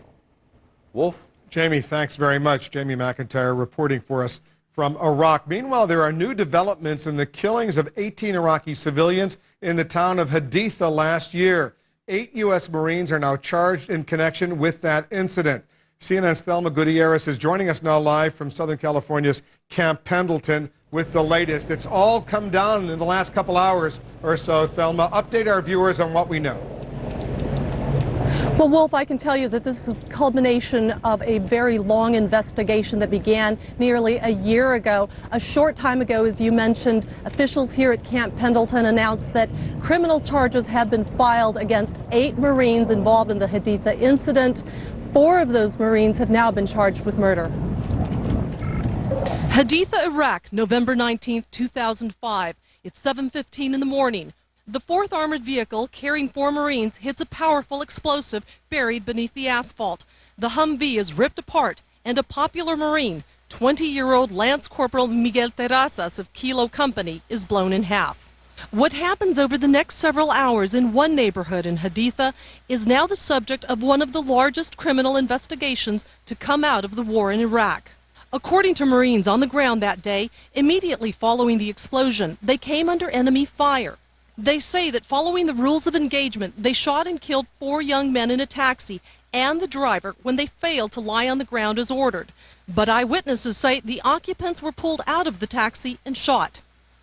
The Marines then claim they pursued the enemy house to house. By the end of the day, 24 Iraqis are dead, 9 of them women and children. Were the civilians innocent victims caught in the crossfire or victims of cold-blooded murder, as Iraqi eyewitnesses and the coroner in Iraq allege?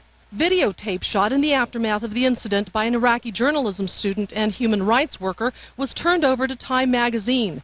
Time presented the video and the details they dug up on Haditha to the military, who then opened an investigation. Based on the findings of the investigations, various charges have been preferred against 4 Marines relating to the deaths of the Iraqi civilians on 19 November 2005. The squad leader that day, Staff Sergeant Frank Wuterich, is charged with 12 counts of murder, including 1 count of murder for ordering the other Marines to kill 6 people. The others charged with murder are Sergeant Sanic Dela Cruz, Lance Corporal Stephen Tatum, and Lance Corporal Justin Sherratt. The news has weighed heavily on his family. We've been living on pins and needles. Our life hasn't been the same. This being here today shows our life hasn't been the same. We're upset, and we have a great lawyer, and all I can say is Justin will be exonerated of these charges. Now, the defense attorney for Staff Sergeant Frank Wuterich says that it is very significant that the Marines were not charged with premeditated murder, contradicting stories that they had gone on a murderous rampage and that they had killed in cold blood. Also, he says that his client still lives on base, he still holds a job here at Camp Pendleton, and that he is awaiting the birth of his 3rd child at any time now. All the Marines, we are told, are free to move about Wolf, and they will continue to do so until the trial and the court proceedings, which should begin sometime in the spring. Thelma, thanks very much. Thelma Gutierrez reporting for us from Camp Pendleton in Southern California. We'll stay on top of this story for you. Coming up, it was a stunning crime. A former national security advisor to the President of the United States stealing classified papers from the National Archive. And now there are some additional new shocking details of how he did it. And the mile-high city paralyzed under feet of snow. Roads are closed, the airport shut down, thousands of travelers stranded. We'll take you there live. Stay with us. You're in the Situation Room. Situation Room is sponsored by MVParents.com. Visit MVParents.com. Brought to you by founding sponsor, Coors Brewing Company. At Coors, we have a responsibility to help prevent underage drinking. As a parent, I understand that responsibility. 75% of teens say parents are their #1 influence as they decide to drink or not. That's why Coors brings you MVParents.com, a website built by Search Institute, experts on youth development. Here you'll find tools to empower your teens to make the right decisions. So visit MVParents.com and know that we at Coors are as committed as you are to preventing underage drinking. Here's a radically simple suggestion from eLoan. If your adjustable mortgage rate keeps rising, maybe it's time to call eLoan at 1-800-TRY-eLoan or go to eLoan.com for a fixed rate mortgage with one low monthly payment. eLoan. Radically simple.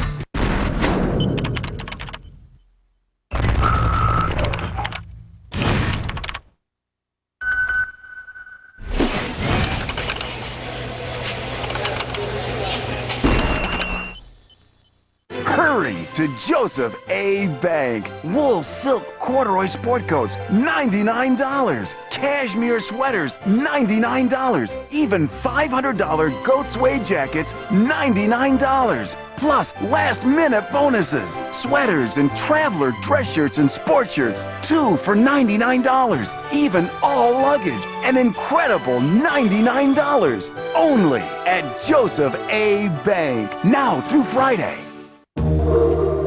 Some of the world's finest diamonds are mined in Namibia. Every year, the diamond industry makes a substantial investment in education, health, and environmental conservation. Namibia is working with other governments and the United Nations to control the movement of rough diamonds across national borders in an effort to prevent illicit trade in diamonds. Thank you for buying diamonds. Diamonds are working for Namibia. Now, Life Alert can also protect you in a fire emergency. Whether it's fire danger, a serious fall, or other type of emergency, Life Alert is there for you.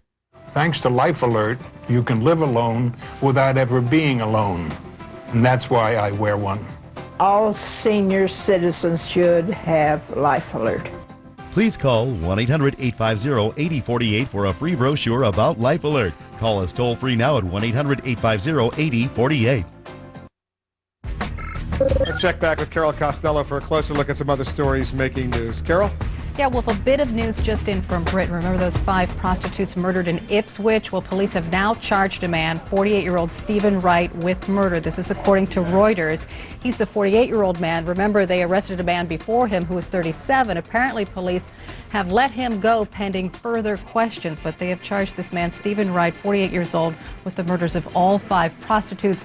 When we know more, of course, we'll pass it along.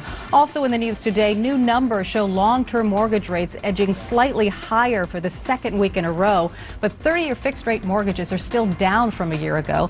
Analysts say this could help spur a rebound in the housing market. And new research shows that teenagers are increasingly saying no to so-called street drugs, but more and more are abusing prescription medicines instead. The National Institute on Drug Abuse announced today that a small but growing number of teenagers report using drugs like Oxycontin, Vicodin, Ritalin, and even cough medicine to get high. But the agency says that drug abuse among teens overall is on the decline. A bit of a tease for Harry Potter fans today. Just hours ago, author J.K. Rowling announced the title of the 7th book in the series, perhaps a sign that it's almost complete. But if so, that also means Harry Potter's adventures are soon coming to an end.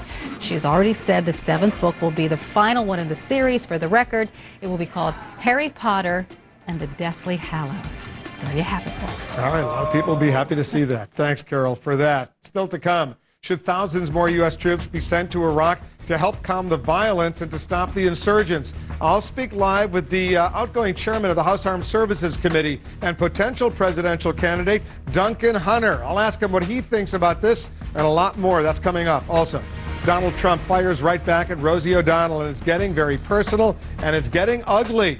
The Donald's no-holds-barred comments about The View's co-host, that's coming up as well. Stay with us. You're in The Situation Room.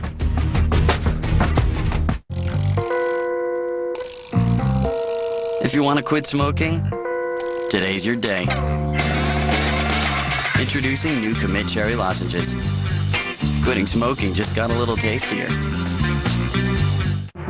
Keeping control of a busy emergency room, Janet is a formidable woman, but she was no match for something smaller than the tip of a pen.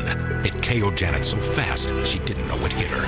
It was a clot. Like Janet, if you've been hospitalized with heart-related chest pain or a certain type of heart attack, what doctors call ACS, chances are you've had a clot. But now Janet's doctor is helping increase Janet's protection against heart attack and stroke by putting Janet on Plavix.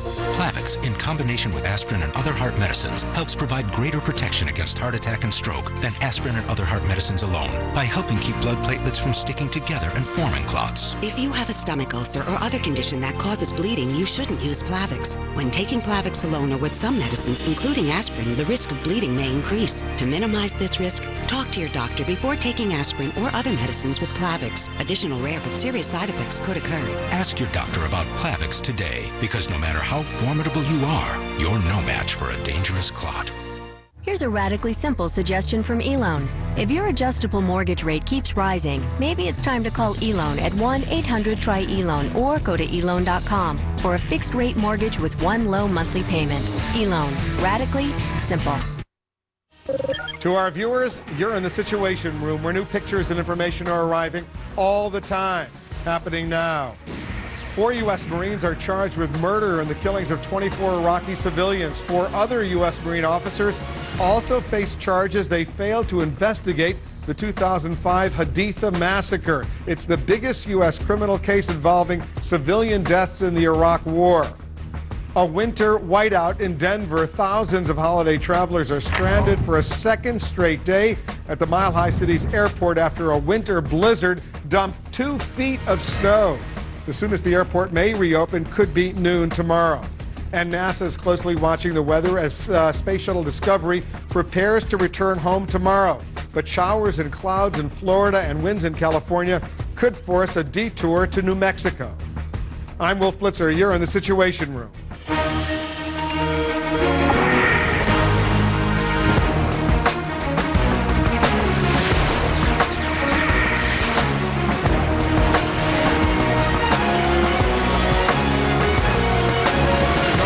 Job for a few days, but new Defense Secretary Robert Gates is facing the daunting task of coming up with a plan to try to turn around the U.S. mission in Iraq, a task even more complicated than anyone can imagine. Our Pentagon correspondent Barbara Starr is joining us now live with details. Barbara?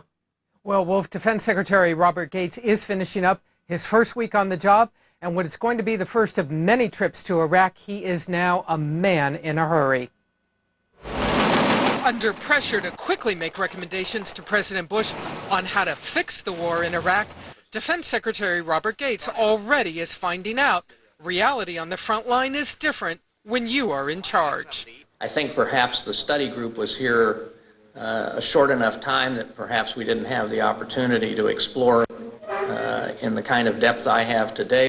What struck me today was the amount of planning, the amount of thinking, the amount of coordination that had gone on the Iraqi side. First up, Gates must quickly decide whether he will overrule the Joint Chiefs and support a temporary increase in combat troops. I think you're going to see some decisions in the next 30 to 45 days on what needs to be done in terms of if there is going to be an increase. Gates also has to shepherd a $100 billion war spending request through Congress this winter and make plans to permanently increase the size of the Army and Marine Corps.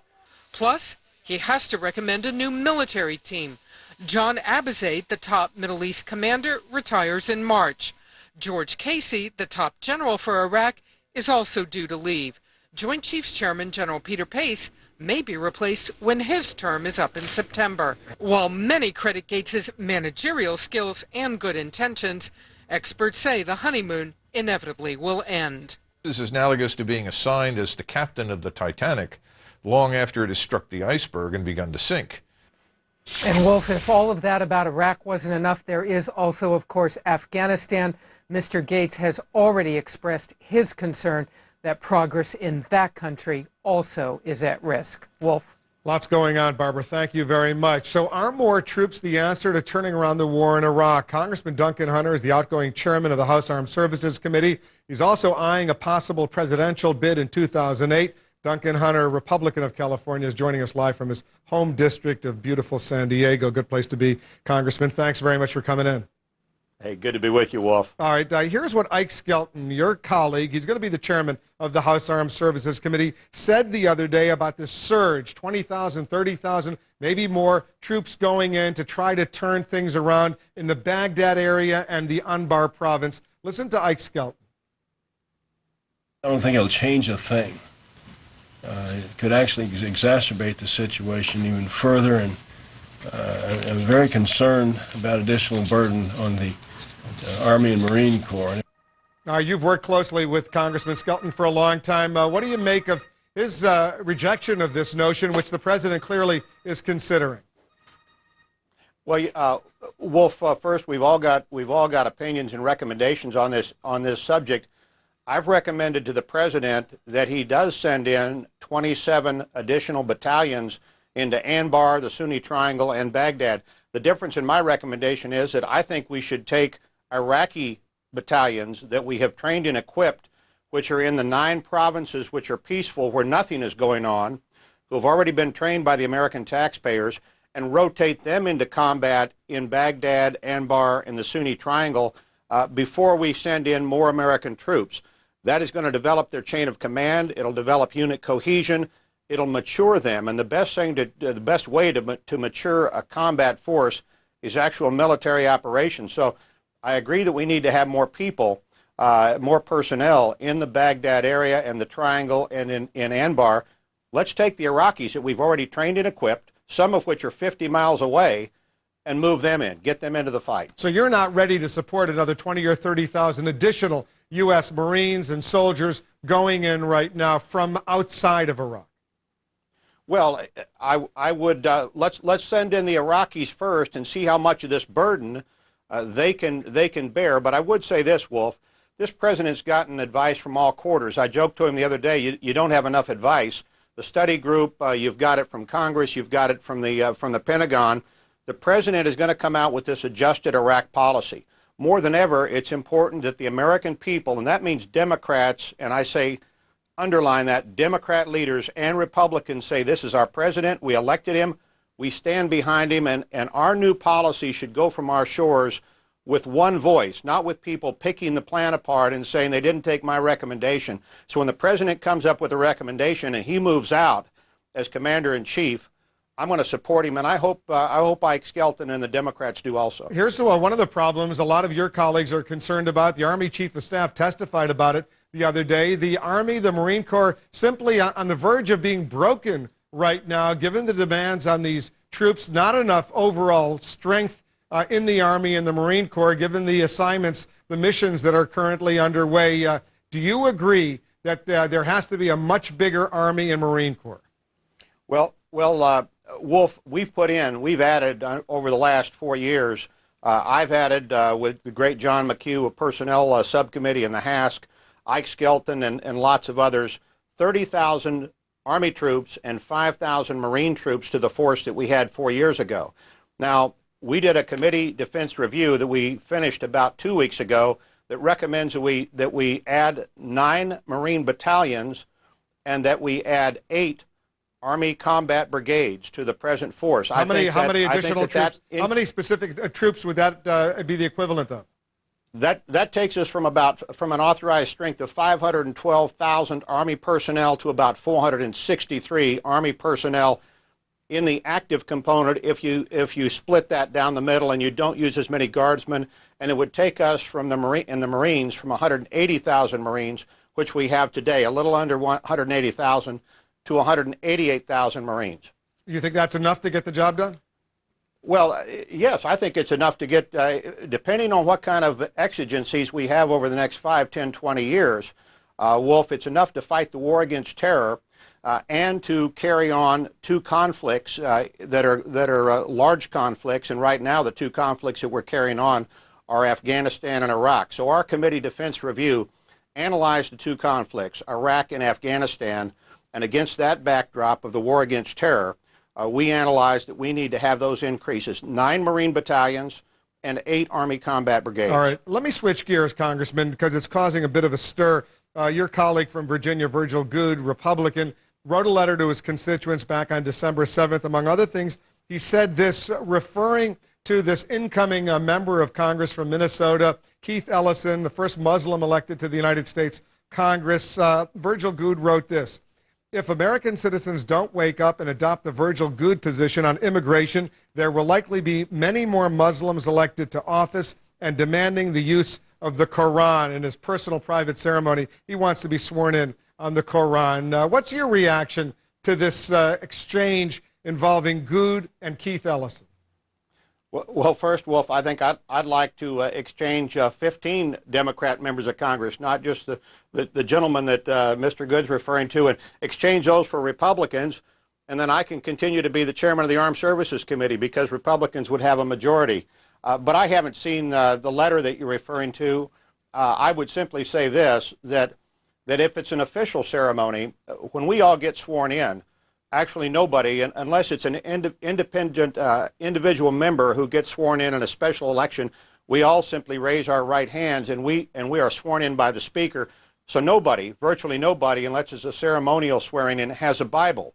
But I would say that since the days of George Washington, the common bond between the people of the United States, when that Supreme Court justice holds that Bible out for the President or the Speaker of the House in an official ceremony, or anybody right down through our townships and our states holds out a Bible, that Bible is a common bond of commitment and faith. not only for the person receiving the office who is dedicating himself, but for the people of the United States. And that's been the common bond of commitment and faith since our country started. Now, the Quran may be a common bond of commitment and faith for individual members, but it is not the common bond of commitment and faith for the United States of America. So if it's an official ceremony where you have an officer of the United States swearing someone in, I would think the proper thing to swear them in with is a Bible. Now, understanding that if they don't have that as their faith, they don't have to swear themselves in on any religious document or text. They can simply raise their right hand and they can be sworn in. But I would not agree that an officer of the United States government should hold out anything other than the Bible to be sworn in. No, what he's saying, and he's being very specific, when all of the new members come to Washington and they're sworn in by the Speaker, he's not going to have a Quran, he's not going to have a Bible, they're just going to raise their hand and do the traditional swearing-in ceremony. But later in a private... That always happens. Yeah, in a private ceremony, instead of putting his hand on the Bible, he's going to put his hand on the Quran. And specifically, do you have a problem if he does that in his personal private ceremony? As long as it's not an official act of the United States government, people are certainly free to put their hands on any document they want to. The official action is the one that I think invokes a use of the Bible that we've used since the days of George Washington. Duncan Hunter is the outgoing chairman of the House Armed Services Committee. He's running for president. You're actually running for president, right? You know, Wolf, that I am. I'm going to be filing very shortly, and I've been out, just got back from Iowa. We've done a lot of South Carolina and Little New Hampshire, and it's a lot of fun, Wolf. All right, we'll be speaking often. Duncan Hunter, thanks for coming into the Situation Room. Thank you. And up ahead, classified documents stolen from the National Archive, hidden under a construction trailer by a former national security advisor. We're going to show you new details of what some are calling outrageous deceit by Sandy Berger. Plus, Rosie O'Donnell and Donald Trump squaring off in a celebrity smackdown. The insults are flying. We're going to have the details. Stay with us. You're in the Situation Room. Let me tell you about a very important phone call I made. When I got my Medicare card, I realized I needed an AARP Medicare Supplement insurance card too.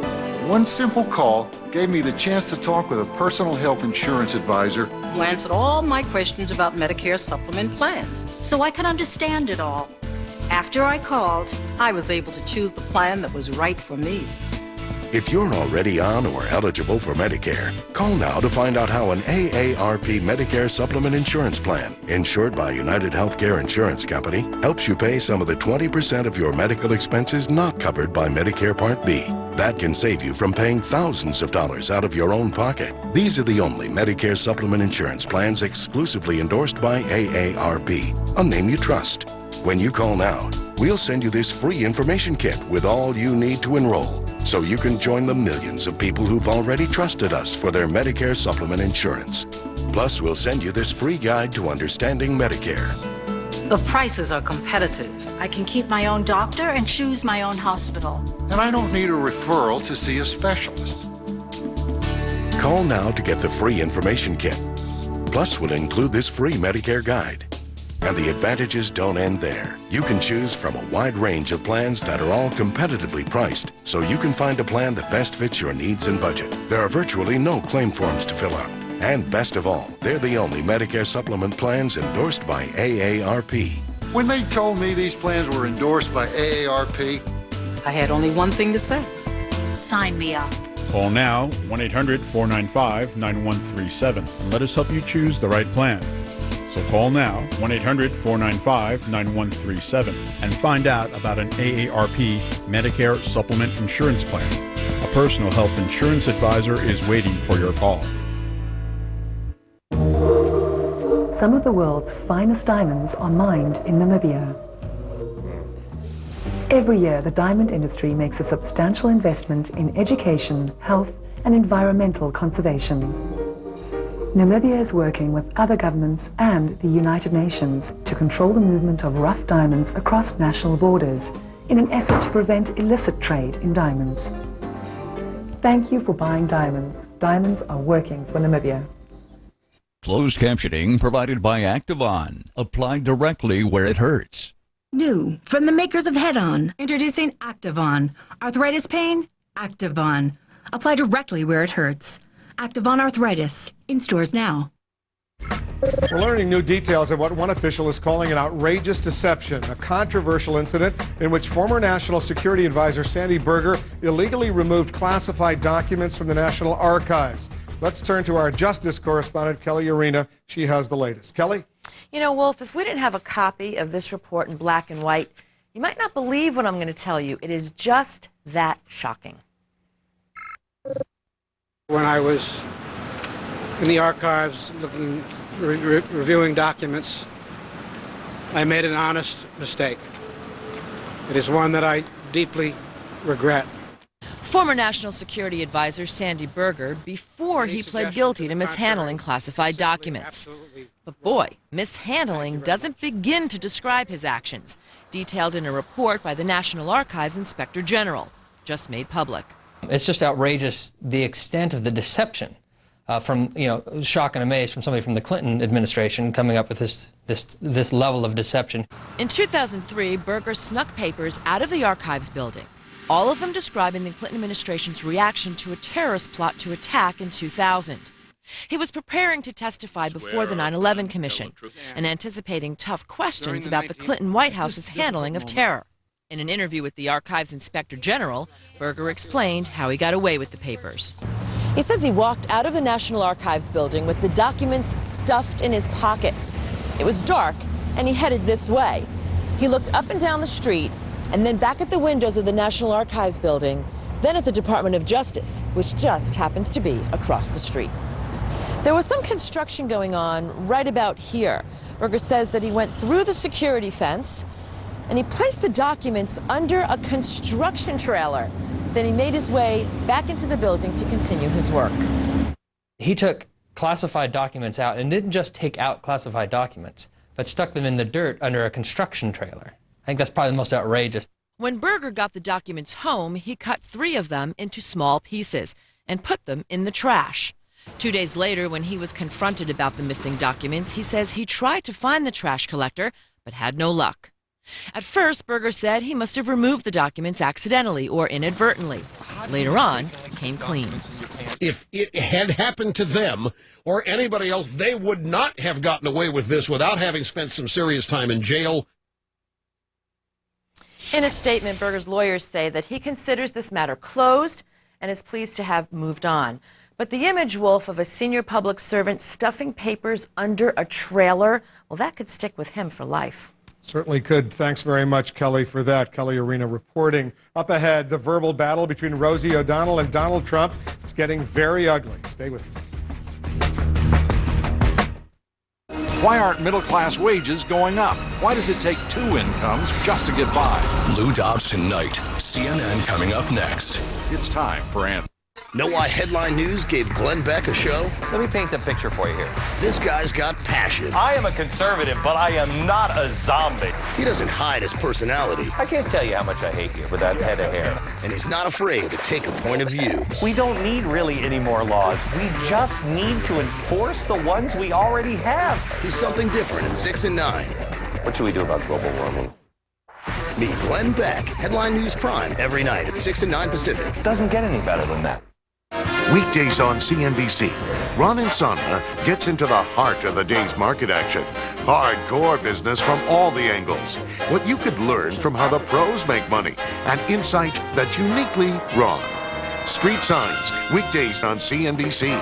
Make it your business. Street Signs on CNBC is brought to you locally by Pacific Continental Bank.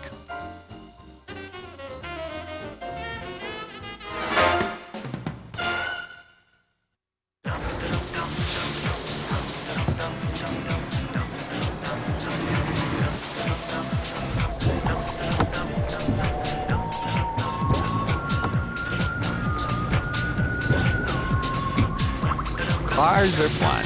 Shopping for them should be too. VHICS.com.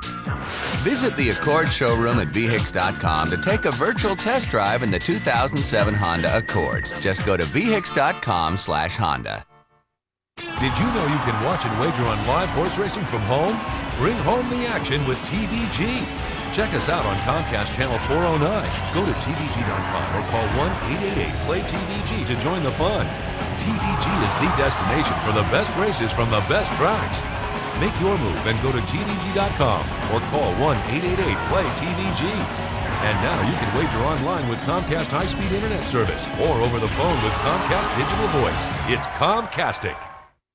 All of us, happy holidays and best wishes in 2007. At E-Trade, we're continuously reinventing the way our customers invest.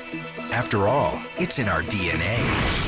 Not just online trading, now E-Trade gives you the power to easily manage cash, research, allocate, and invest to make every dollar as productive as possible. Online, in person, or by phone. Be leader of the pack. Visit E-Trade today. Round 2 today in the battle between Rosie O'Donnell and Donald Trump. Our Carol Costello is joining us now with this extraordinary exchange. Carol? Oh, my God. Remember when your mom told you if you can't say something nice, don't say it? Well, Ms. O'Donnell and Mr. Trump are not taking Mom's advice. It's like Rock'em Sock'em Robots now, with Rosie O'Donnell imitating Trump's comb-over. Everyone deserves a second chance, and I'm going to give her a second chance. And Donald Trump hitting Rosie below the belt. Rosie's a loser. And to think all of this ugly stuff started with beautiful Miss USA and her tearful thanks to the Donald for not dumping her ultra-skinny person because she was more party girl than Miss Wholesome USA. Mr. Trump, I want to thank you. On The View, Rosie O'Donnell wasn't buying it, calling Trump the equivalent of a snake oil salesman and, well, a hypocrite. He's the moral authority. Left the first wife, had an affair. Left the second wife, had an affair. Had kids both times, but he's the moral compass for 20-year-olds in America.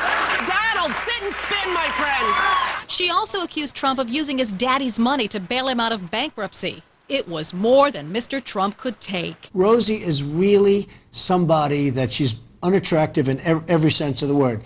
From a physical standpoint, she looks like hell. Inside, she's far worse than she is on the outside. Plan to follow through with your threat to sue her? Well, you know, taking money out of her big fat ass would be probably something that's very easy, and we probably will follow through with it, yes. And even though it is true some of Trump's businesses have gone temporarily bust, the Donald fired back by repeatedly calling O'Donnell fat and a slob. Can you imagine what Kelly has to put up with living with this pig face? Well, Mr. Trump has made it his business to oversee what beauty is. He's famous for not just running the Miss Universe pageant, but managing her morals and her weight, putting Miss Universe 1996 on a diet. Whatever. The very public tit-for-tat has many of us tittering. As for where Trump versus O'Donnell goes now, Trump says he's filing a lawsuit, something O'Donnell expected. I just think he's a hot bag of wind. Well, what more can you say? Nothing. We're not going to say anything else. What we're going to do is we're going to bring Jack Cafferty in for the Cafferty File. Jack. The question this hour is, how do you think Iran will react to a buildup of U.S. and British military forces in the Persian Gulf? We heard from Ed in Illinois. I think the coalition would be playing right into their hands. Iran has no benefit in the reduction of sectarian violence in Iraq, and it will directly result in Iran widening the funnel of money, guns, and ammunition to the insurgents. It'll be a long season of open hunting of American troops that will pale in comparison to the current rate of violence. John in Connecticut, why any commander-in-chief in his right mind would want to cram another carrier battle group into a confined waterway like the Gulf is beyond me. It's like walking through a schoolyard with a kick-me sign on your back. CJ in Orange, Texas, the same way the U.S. would react if they moved into the Gulf of Mexico or the Caribbean. It amazes me the people running this country seem to think they have license to do as they please, regardless of the rest of the world's concerns. Michael in New Jersey, who cares how Iran reacts? Iran's an enemy, and either the U.S. or Israel will have to ultimately take out their entire nuclear program. Iran is a dangerous country, much more so than Iraq. And Joseph in Montana writes Iran's president will give some paranoid accusation and blame all the ills in the Middle East on the United States. Pretty standard stuff. He'll find some way to blame it on Israel. Pretty standard stuff. Get ready for holy jihad. Pretty standard stuff. You want to really get under his skin? Send him a Christmas card.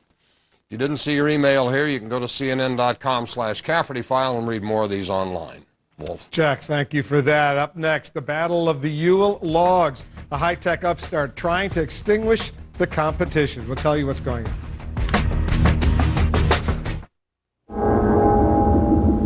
Man has always been fascinated with traveling back in time. Well, now Sprint has actually moved the unlimited calling time back 2 hours from 9 p.m. to 7. It's science fiction meets cold, hard economics.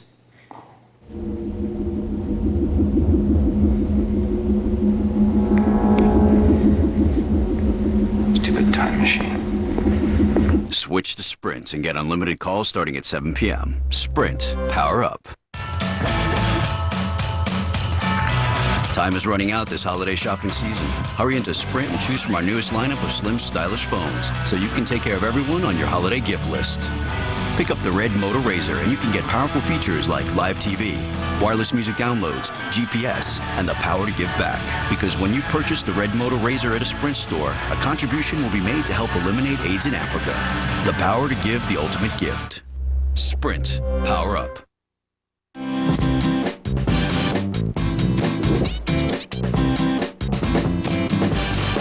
Still looking for the perfect gift? The Macy's gift card. Here's a radically simple suggestion from eLoan. If your adjustable mortgage rate keeps rising, maybe it's time to call eLoan at 1-800-TRY-eLoan or go to eLoan.com for a fixed-rate mortgage with one low monthly payment. eLoan. Radically simple. At Johnson & Johnson, we understand the importance of touch. A nurse's touch is skilled. A nurse's touch is caring. A nurse's touch can touch the world. Nurses, we need you more than ever. A message of caring from Johnson & Johnson. I wonder who it's for. Could be anyone. My favorite color. What a coincidence. I did ask for something shiny. It's that time of year again when you'll find exceptional values on your favorite Lexus vehicles. Well, I have some things to do inside. Me too. The Lexus December to Remember sales event. Welcome to the Future is sponsored by Johnson & Johnson. At Johnson & Johnson, we believe nursing is the essence of caring. And by Lexus, the new LS, unprecedented. All new LS.com. Log on to CNN.com/future for more on the reality of what the future may hold. It's the battle of the televised Yule logs. Here's CNN's Jeannie Most with our Welcome to the Future report. Talk about fighting fire with fire. A televised Yule log for those who don't have a real fireplace. The question is, which fire brings more joy to the world? In this corner, the original, the WPIX Yule log. You gotta admit, it's pretty mesmerizing. This blazing Yule was dreamed up in 1966 by the general manager of New York City station WPIX. World's first music video. It has some bizarre touches, like the creepy doll. Well, I don't understand why you would hang a small child over a fireplace. In 1999, the fire spread to the internet. And heaven and nature sing. This log has its own fan website. Really sucks you in, doesn't it? But now it's being sucker punched. On December 25th, the Yule log is back. Say it ain't so, Santa. This Yule log's in high definition. We are taking the Yule log to a new level. This Yule log even crackles. An all-HD network called NHD made what amounts to a designer Yule log video. We went to Ron Roy in California. He does mood videos. But it hasn't blackened the mood of the original Yule loggers. No one seems to get it right. I mean, honestly, they don't have the andirons. Theirs is like 30 years old. It's been the same thing over and over. The original Yule log is a 6.5-minute loop. The NHD version is a 45-minute loop with shots from various angles. Here's your extreme close-up. Don't singe your hair. Don't burn yourself. We debuted this on our network in 2003. So which log is hotter? Well, if you can find NHD way up in the nosebleed channels, it's a 24-hour log. Burning on Christmas Day. Personally, I think that 3 hours is enough log. But you're the Grinch who stole the Yule log. All right, maybe I stole it, but we made it better. I say thank you for trying to imitate the original. The folks at WPIX fear that since NHD is geared towards men, the competition's fire would be bigger. Big logs. Really big logs. So how do the logs stack up? It's about 13 and a half. Yep, 23. But it's the old flame you never forget. Jeannie Moe, CNN, New York. Leave it to Jeannie Most. Thanks very much. And remember, we're here in the Situation Room weekday afternoons from 4 to 6 p.m. Eastern, back for another hour at 7 p.m. Eastern. That's 1 hour from now. Till then, thanks for watching. Lou Dobbs Tonight starts right now. Kitty Pilgrim sitting in. Kitty. Thanks, Wolf. Tonight, frontline soldiers tell Defense Secretary Robert Gates that they need more troops in Iraq, but their commanders are not convinced. And a leading congressman in a last-minute effort to stop 2 Border Patrol agents from going to jail for shooting a Mexican drug smuggler. All of that and a great deal more straight ahead. This is Lou Dobbs Tonight. News, debate, and opinion for Thursday, December 21st. Live in New York. Sitting in for Lou Dobbs, Kitty Pilgrim. Good evening, everybody. Soldiers fighting insurgents in Iraq gave the new defense secretary a blunt message. They need more troops as soon as possible. Defense Secretary Robert Gates did not say whether he supports the soldiers' plea for reinforcements. And one reason may be that most military commanders do not want to send additional troops to Iraq. CNN's Jamie McIntyre is the only network TV correspondent traveling with the secretary and reports now from Baghdad. Well, why don't we get something to eat and then we can sit down and have a conversation. On his 4th day on the job, second in Iraq, America's new defense secretary invited a small group of 15 frontline troops to breakfast. While he didn't call it a surge, Gates asked the cross-section of soldiers what they thought about sending more troops into Baghdad. To a man and a woman, they said, bring it on. Just the opposite of what top commanders have advised until now. Specialist Jason Glenn's response was typical. I really think we need more troops here. I really think we need more troops in Iraq. I'm just thinking that maybe more presence on the ground, more troops might be able to hold them off long enough to where we can actually get some of the Iraqis trained up strong so that they can hold it themselves. When Gates went around the room, there seemed to be general agreement. More would be better. To surge or not to surge is the main question Gates is trying to resolve on his whirlwind visit, so the views of the grunts could carry considerable weight. How do you say no when the troops you command say they need help? They were not hesitant about giving it. I think like most people on the front lines in a battle, they'd always like to have more forces. General John Abizaid argued forcefully in recent months that pouring more U.S. troops into Baghdad would only slow Iraqi progress. Other commanders say to surge for the sake of surging would do little but to run up the U.S. body count while providing only temporary relief from the violence. So in meetings with the Iraqi Prime Minister Nouri al-Maliki and other members of his government, Gates wanted to find out what Iraq would do if the U.S. buys it more time with an infusion of fresh combat forces. One of the strong messages that I received today was the desire of the Iraqi government to take a leadership role in addressing some of the challenges. Following the meetings, Gates said no specific troop numbers were discussed, only broad concepts. Robert Gates told the troops he talked to here in Baghdad that he didn't return to public life to play politics. He told them he's looking for a package of new ways to do things that would include an increased focus on the economy and reconstruction and primarily ensuring that the Iraqi government doesn't fail. Jamie McIntyre, CNN, Baghdad. The war in Iraq is not the only urgent challenge facing Defense Secretary Gates. Among his other priorities, Gates must decide whether to recommend a permanent increase in the size of the Army and the Marine Corps. Barbara Starr reports from the Pentagon. Under pressure to quickly make recommendations to President Bush on how to fix the war in Iraq, Defense Secretary Robert Gates already is finding out reality on the front line is different when you are in charge. I think perhaps the study group was here a short enough time that perhaps we didn't have the opportunity to explore in the kind of depth I have today.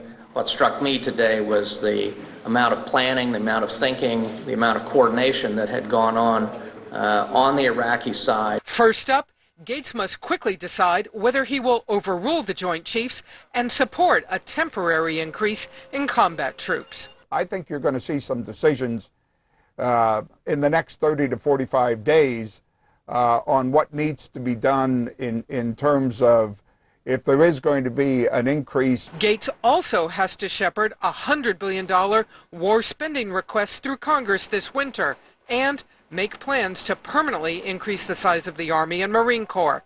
Plus, he has to recommend a new military team. John Abizaid, the top Middle East commander, retires in March. George Casey, the top general for Iraq, is also due to leave. Joint Chiefs Chairman General Peter Pace may be replaced when his term is up in September. While many credit Gates' managerial skills and good intentions, experts say the honeymoon inevitably will end. This is analogous to being assigned as the captain of the Titanic long after it has struck the iceberg and begun to sink. And Kitty, if all of that about Iraq wasn't enough, Mr. Gates is also expressing his concern that progress in Afghanistan may be at risk. Kitty? He certainly has a very heavy burden. Thanks very much, Barbara Starr. Well, insurgents in Iraq have killed 3 more of our troops, 2 soldiers, 1 Marine. 69 of our troops have been killed or have died in the war this month alone.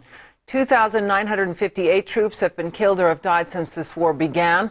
22,401 troops have been wounded, 10,050 of them so seriously they could not return to duty within 3 days. And at least 17 Iraqis were killed in a car bomb attack in Baghdad today.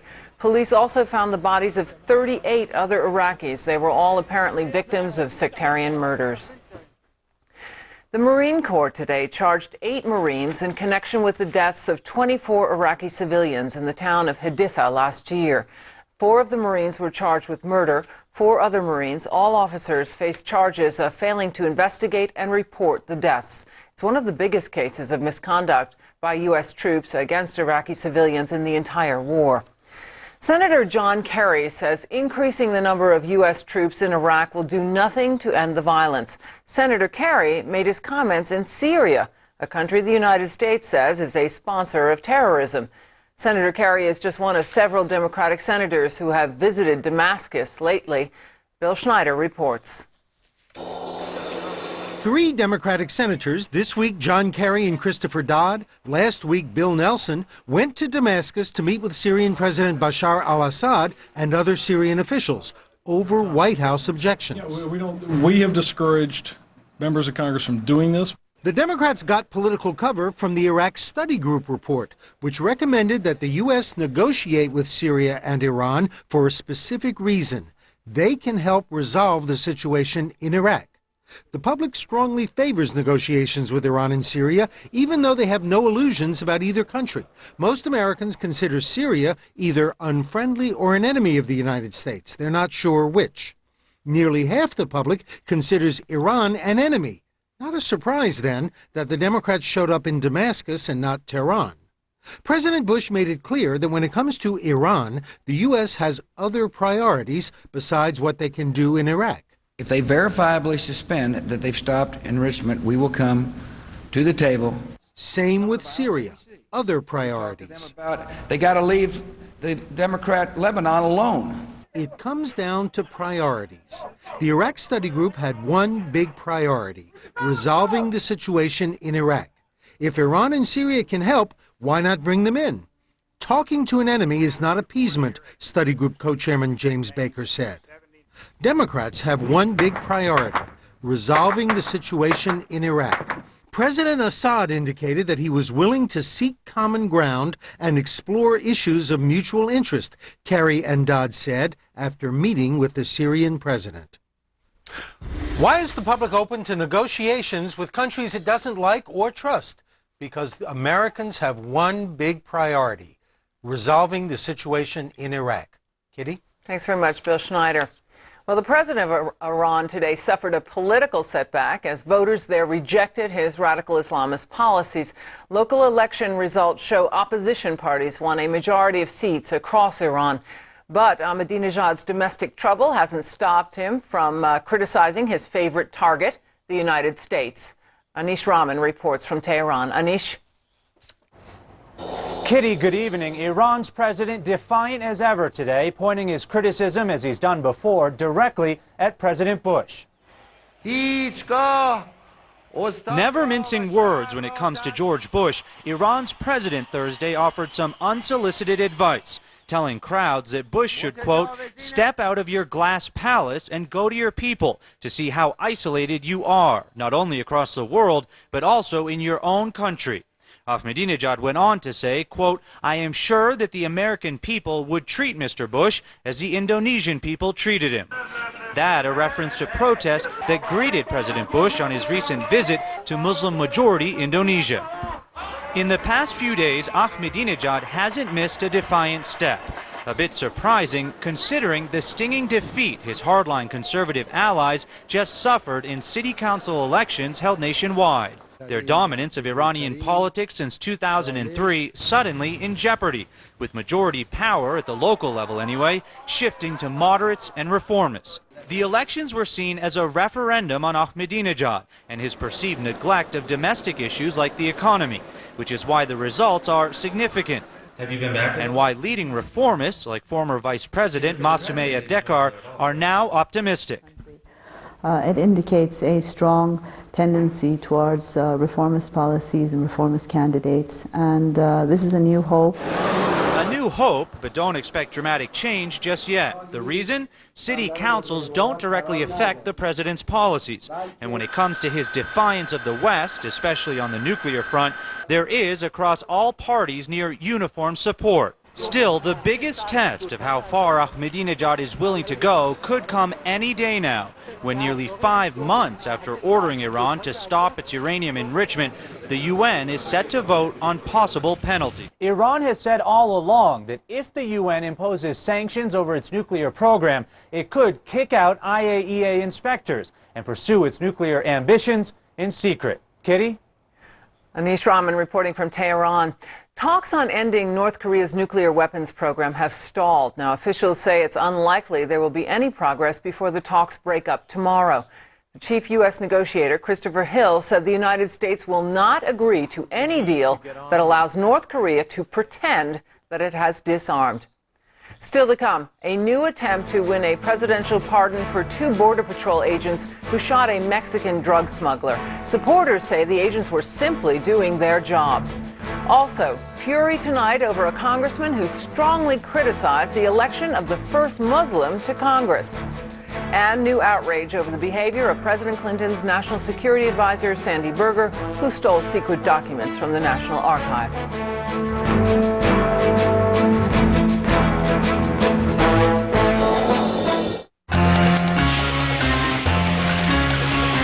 Presenting Blue from American Express. The card with no annual fee and an introductory rate of 0% for up to 15 months with a low APR after. Call 1-800-600-BLUE or visit us online to get yours. You can pay over time, which makes this card remarkably flexible. It has a free rewards program with so many choices, it'll make your head spin.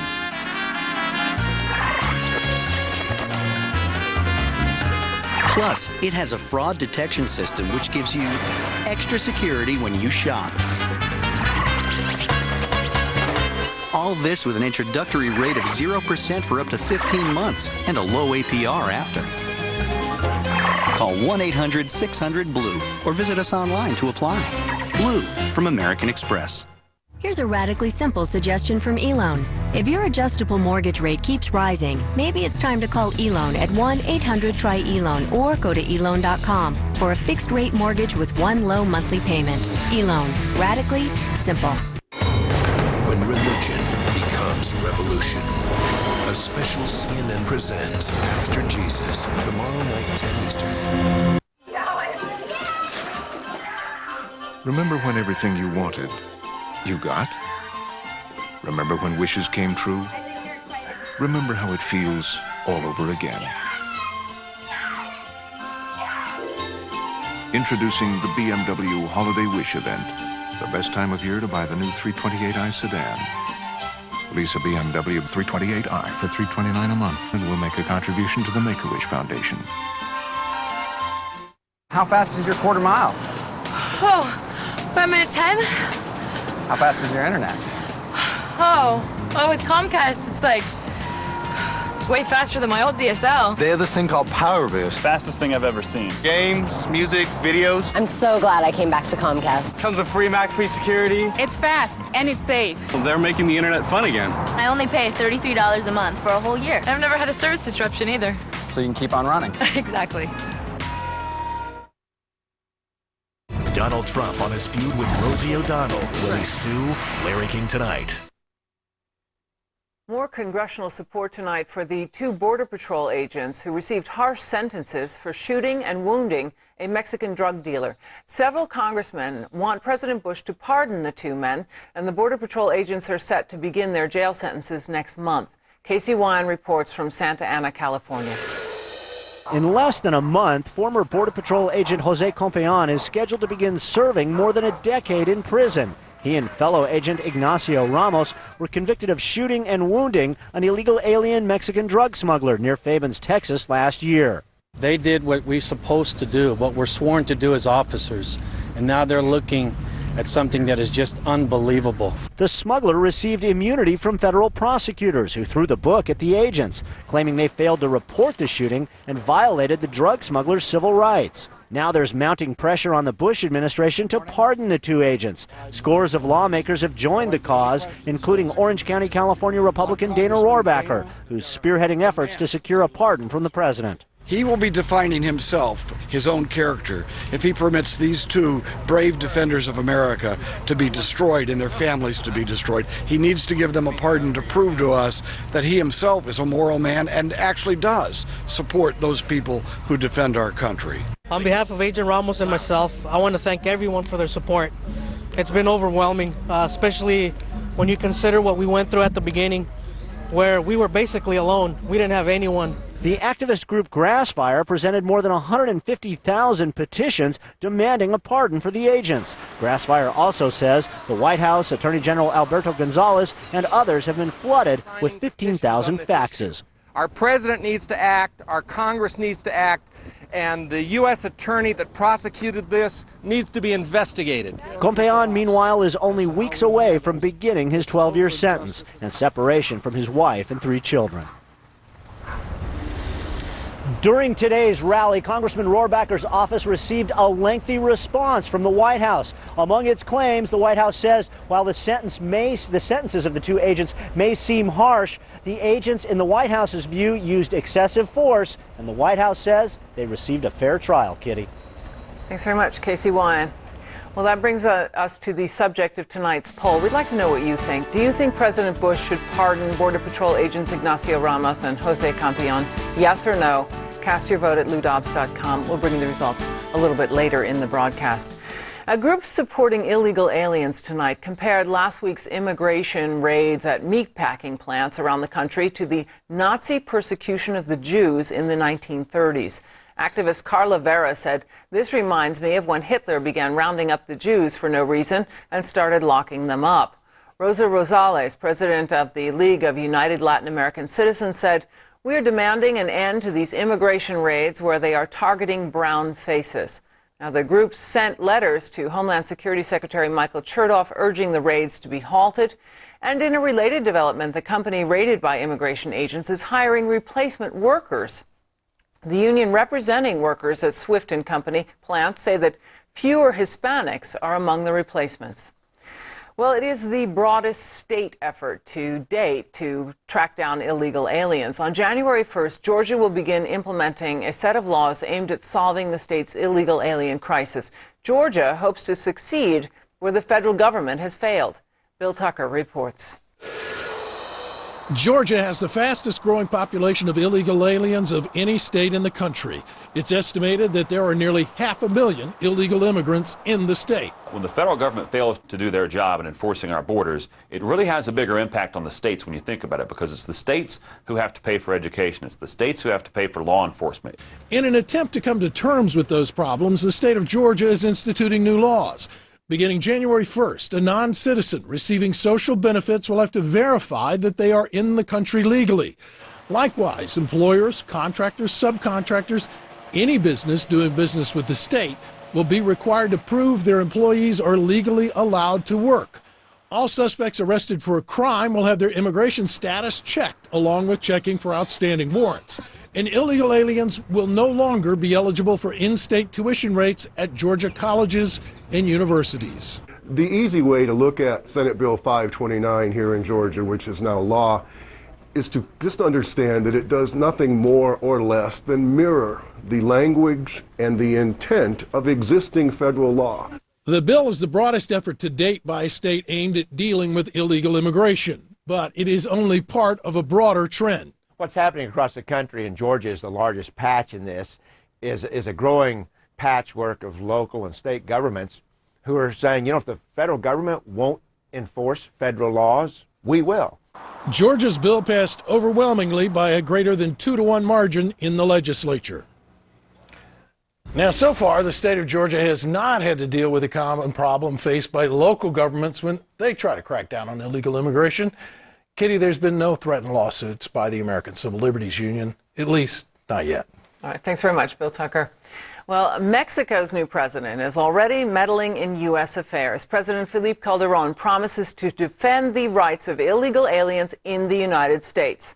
On a visit to Nogales, just across the border from Arizona, Calderón greeted Mexicans returning for the holidays, and he said that fees paid to Mexican consultants will be used to pay for defending Mexicans' rights in the United States. Calderón also said that his administration will focus on creating jobs that will keep Mexicans in Mexico.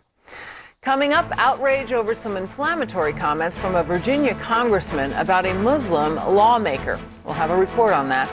Also, more troops to Iraq. 2 former high-ranking military commanders will tell us if they think it's a good idea. And the first day of winter, it hits Denver very hard. A major blizzard shuts down airports and strands thousands. We'll have the details. Stay with us. Tonight, 7 p.m. Eastern, California Congressman Duncan Hunter used to run the Armed Services Committee. Now he wants to run the country. Tonight in The Situation.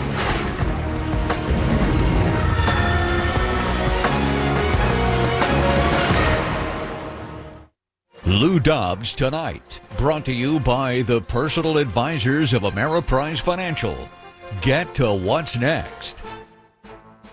If in my choosing I still had a choice, if I could speak for those who are without a voice, oh may I be one who sees what's in front of me. Share your voice. Join doctors in their fight to help patients. The American Medical Association. Visit amapatientvoice.com.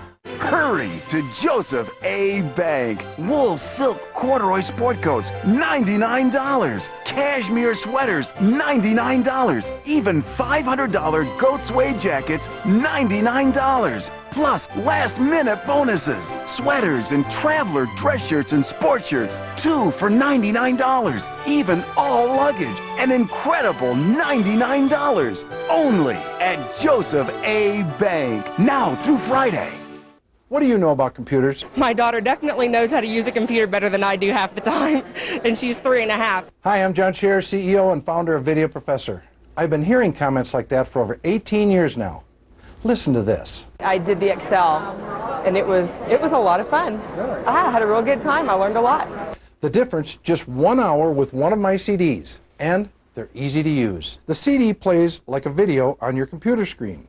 Just follow the step-by-step instructions. And if you call right now, I'll send you any lesson of your choice free. The reason I can do this is because I know that once you try my product, you'll come back to us for all your computer learning needs. If you can't learn for any reason, I'll not only refund your shipping and processing, but I'll send you $10. So learn a new skill in less than an hour. Try my product. I think that's the most fun I've had learning something about the computer. To get your free computer learning CD, you must call now. Call 1-800-701-3063. Hope you join me at the most exciting place on earth, Times Square on New Year's Eve. Join me live with celebrations from around the world, plus music from Lionel Richie, the B-52s, the Goo Goo Dolls, and who knows who else is going to show up. CNN, New Year's Eve, 11 p.m. Eastern. There's outrage from Muslim Americans and Democrats tonight over comments made by a congressman from Virginia. In a letter to voters, Congressman Virgil Goode warned that the election of the first Muslim to Congress poses a serious threat to the nation. Brian Todd reports from Rocky Mount, Virginia. Brian? Kitty, Congressman Virgil Goode is pretty unrepentant at this hour. We spoke to him just a few minutes ago here at his home, one of his home districts in Rocky Mount, Virginia. This all traces back to a letter the congressman wrote to a constituent a couple of weeks ago. This is regarding an incoming member of Congress, Keith Ellison, a Muslim from Minnesota, who wants to use the Quran in his unofficial swearing in January. He is the first Muslim elected to Congress. And Goode's constituents apparently had concerns about this. This is what Goode wrote back to them 2 weeks ago. Quote, I do not subscribe to using the Quran in any way. The Muslim representative from Minnesota was elected by the voters of that district, and if American citizens don't wake up and adopt the Virgil Goode position on immigration, there will likely be many more Muslims elected to office and demanding the use of the Quran. Now, Mr. Goode, as we said a moment ago, is not repentant at all. He said he's not going to apologize for that letter. We pressed him at a news conference just a short time ago on whether he favors Mr. Ellison being able to use the Quran. He had danced around that. We pressed him on it. Here's our exchange. A Muslim student came to my office a few years ago, and on the wall in the office are the 10 Commandments, and in God we trust. And he said, well, you don't have anything about the Quran on your office. And my response was clear.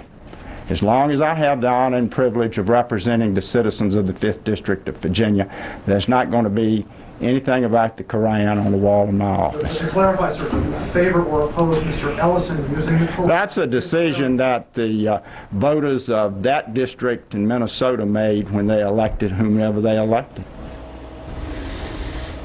Now, that whomever actually spoke to Wolf Blitzer a short time ago. Incoming Representative Keith Ellison asked about Mr. Goode's comments. Here's what he said. My reaction externally and internally is the same. I can honestly say that I am not angered by by Representative Goode's comments. I just think it's a learning gap we have to close. And, you know, it's true that I do find my ancestral roots back in Natchitoches, Louisiana, Cane River, Louisiana, 1742. I go back, I'm about as American as they come. Other Muslim Americans had a little bit more of a blistering reaction. We spoke to the executive director of the Council on American Islamic Relations, Mr. Nihad Awad. He said he is shocked and very disturbed by Mr. Goode's comments. They are calling on the House Republican leadership to repudiate Mr. Goode's comments. We have been trying all day to reach the offices of outgoing House Speaker Dennis Hastert and outgoing House Majority Leader John Boehner. Their press secretaries have not yet gotten back to us. Ketty? Thanks very much, Brian Todd. Coming up, a state of emergency is declared in one state because of a blizzard moving across the nation's midsection. We'll have the latest on that. Also, new revelations about how former Clinton advisor Sandy Berger hid classified documents that he stole from the National Archive. And the Bush administration may send thousands more of our troops to Iraq, and we will ask two former military commanders what they think of that. Stay with us. You're the generation that's redefining retirement from this to this. We hear you. We're the personal advisors of Ameriprise Financial, and we're redefining the personal financial planning to help get you there. Starting with the Dream Book, a new way to plan for retirement beyond the numbers. To get your free Dream Book, call 1-800-263-7477 or simply 1-800-AMERIPRISE. Then an Ameriprise Financial advisor can help you focus on what you want to do and how to get to what's next.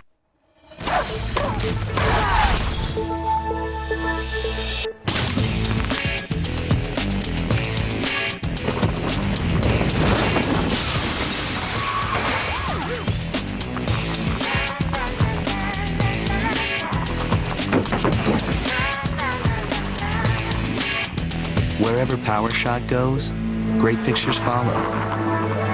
Make every shot a power shot. SAP software can grow as the company grows? That's great because we are definitely going global. Just as soon as we go national.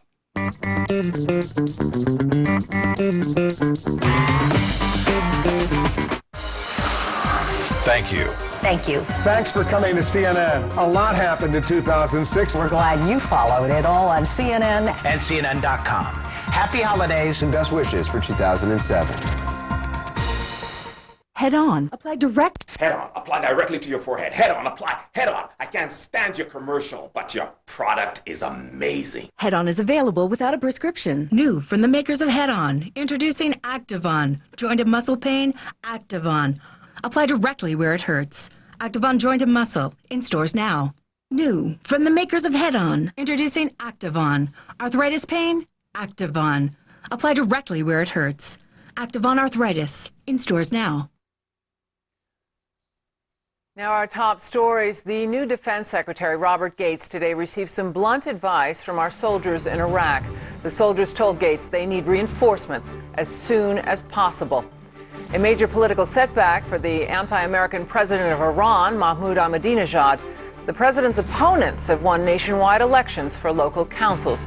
That's amid rising discontent over his rule. And Congressman Dana Rohrabacher today made a last-minute attempt to prevent 2 Border Patrol agents from going to jail. The agents were convicted of shooting a Mexican drug smuggler. The smuggler was given immunity by federal prosecutors. In other important stories tonight, the governor of Colorado has declared a state of emergency because of a powerful winter storm. Denver, Colorado has been virtually paralyzed by up to 2 feet of snow.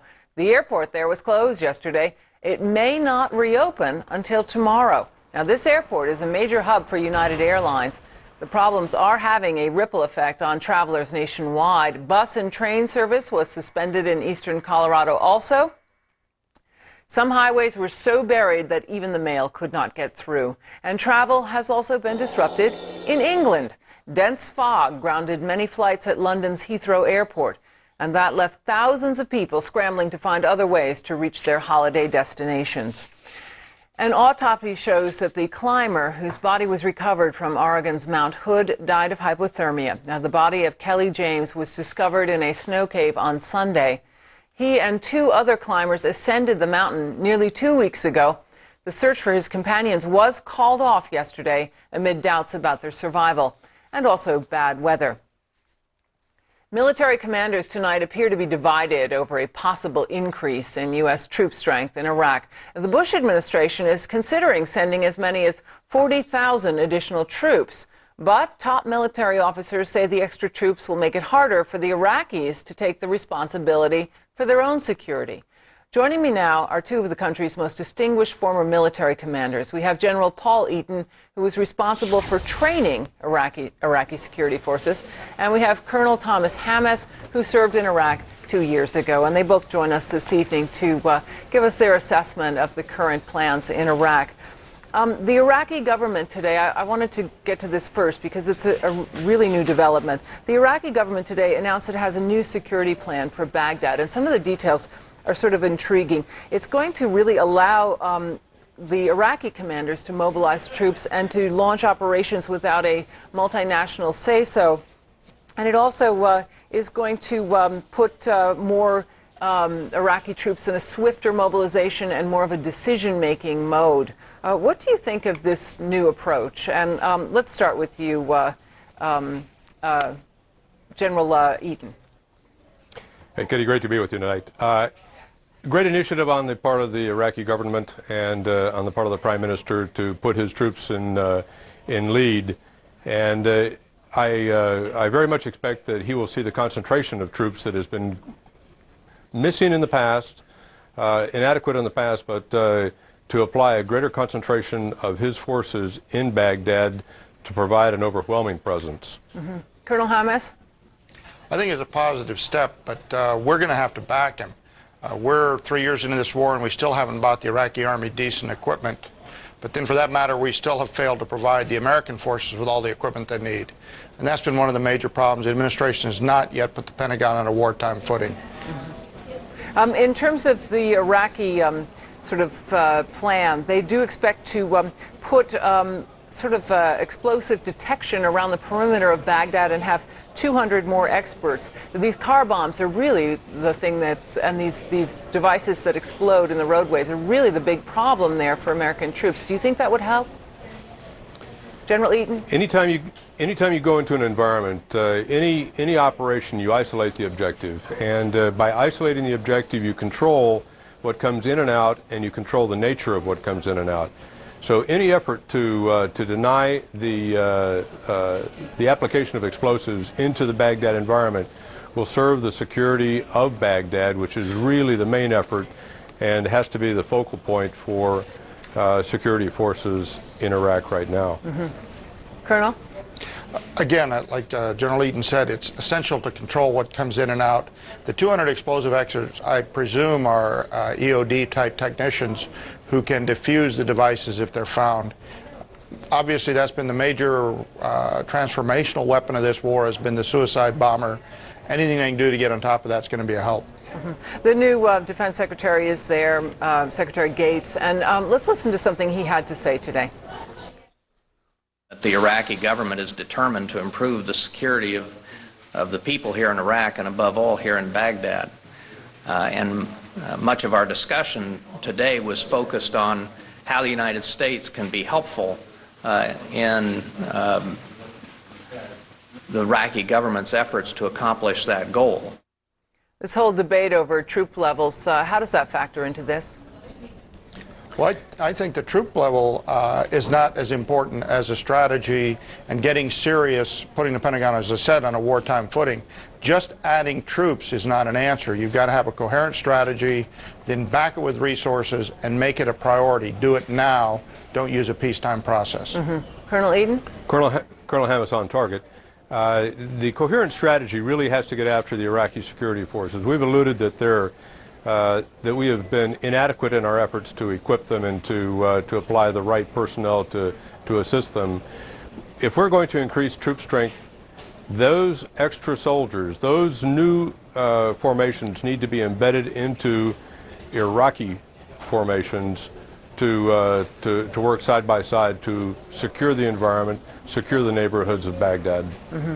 You know, the president has a tough Christmas. He is also putting off decisions about Iraq, he said, until the new defense secretary gets up to speed, as he put it. And also he has got a lot of information coming in right now, and he wanted to take time till after the holidays to suggest a new strategy. Here's what he had to say about the size of the Army and the increases. The reason why I'm inclined to believe this is a good idea is because I understand that we're going to be in a long struggle against radicals and extremists, and we must make sure that our military has the capability to stay in the fight for a long period of time. So he has a lot more than Iraq on his plate. General Eaton, what do you think about increasing troop size?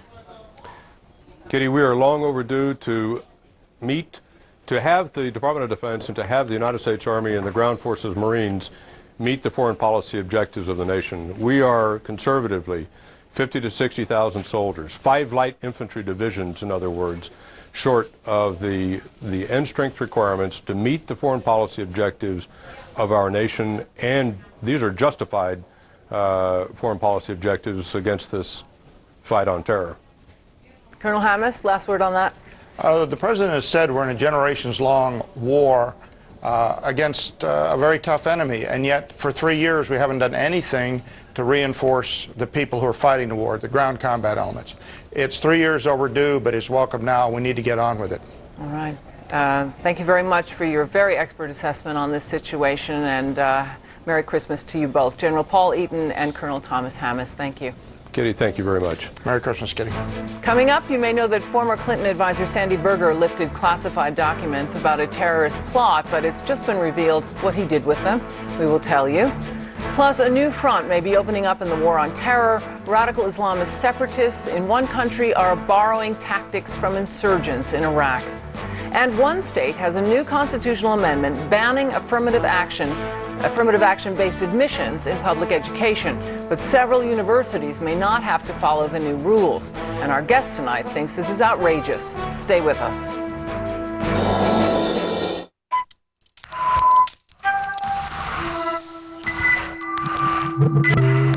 So intelligent, it knows precisely when to turn rear-wheel drive performance into all-wheel drive control.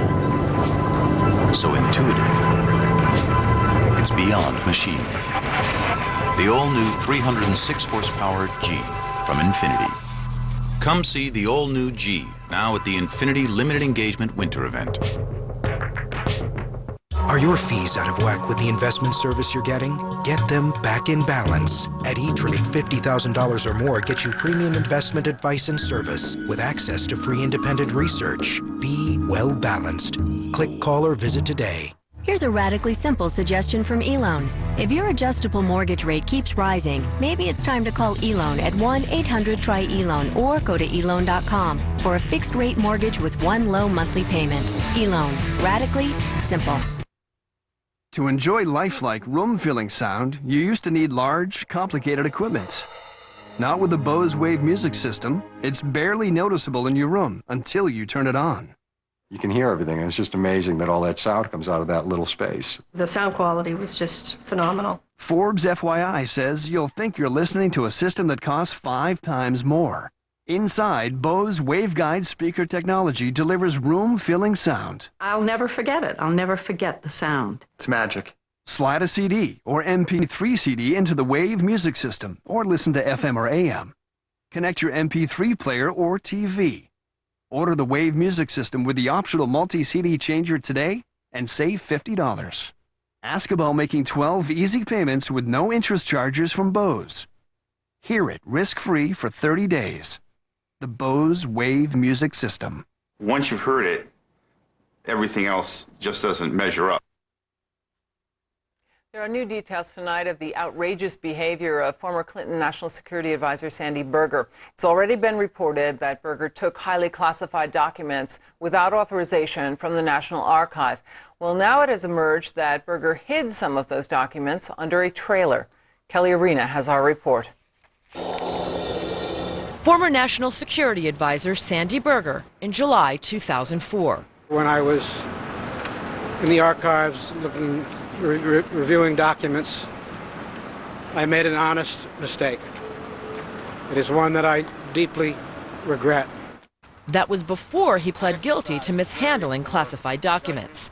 But boy, mishandling doesn't begin to describe his actions detailed in a report by the National Archives Inspector General, just made public. It's just outrageous the extent of the deception from, shock and amaze from somebody from the Clinton administration coming up with this level of deception.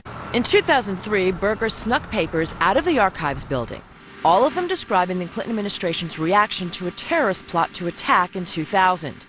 He was preparing to testify before the 9/11 Commission and anticipating tough questions about the Clinton White House's handling of terror. In an interview with the Archives Inspector General, Berger explained how he got away with the papers.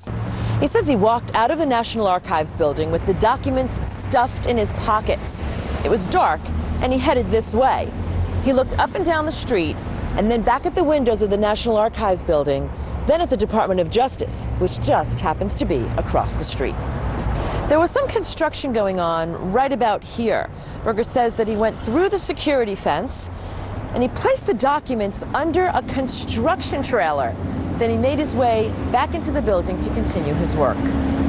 He took classified documents out and didn't just take out classified documents, but stuck them in the dirt under a construction trailer. I think that's probably the most outrageous. When Berger got the documents home, he cut 3 of them into small pieces and put them in the trash. 2 days later, when he was confronted about the missing documents, he says he tried to find the trash collector, but had no luck. At first, Berger said he must have removed the documents accidentally or inadvertently. Later on, came clean. If it had happened to them or anybody else, they would not have gotten away with this without having spent some serious time in jail. In a statement, Berger's lawyers say he considers this matter closed and is pleased to have moved on. But the image of a senior public servant stuffing papers under a trailer could stick with him for life. Kelly Arena, CNN, Washington. National security officials in the Bush administration are becoming increasingly concerned about the spread of radical Islamist terrorism in Southeast Asia. Terrorists in Thailand are killing an average of 2 people each and every day. Dan Rivers reports from southern Thailand. Thailand's southern border is the most terror-ridden corner of Southeast Asia. Arson attacks, bombings, shootings and murders happen almost every day.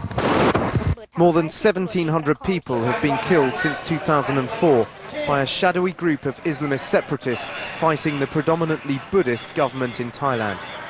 Multiple bomb blasts at unprotected targets like banks are crippling the region. The explosions are accompanied by letters full of jihadist rhetoric.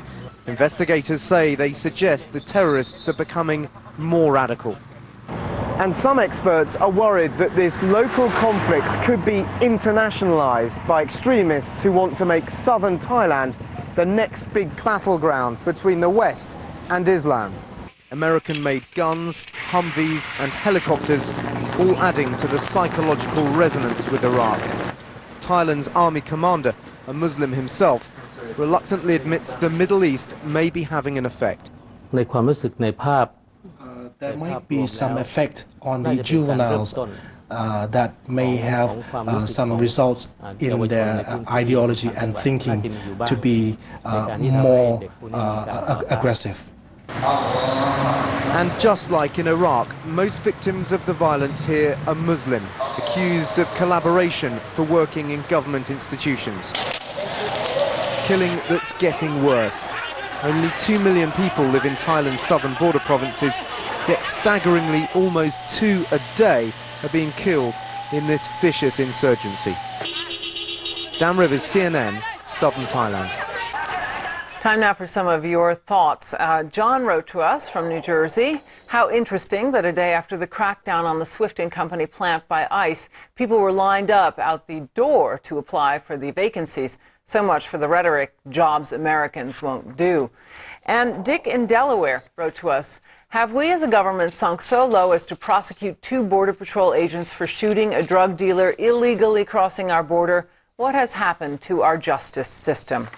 And Carrie in California writes, well, we have less than a month to go before the Border Patrol agents are taken away from their wives and kids to go to jail for over 10 years. All I want for Christmas is a pardon for these heroes. These men risk their lives for America. Email us at loudobbs.com and we will have more of your thoughts a little bit later in the broadcast. And each of you whose email is read here will receive a copy of Lou's best-selling new book, War on the Middle Class. Coming up, a battle over affirmative action in college admissions. It's headed back to court, and our guest tonight is prepared to go all the way to the Supreme Court. Stay with us.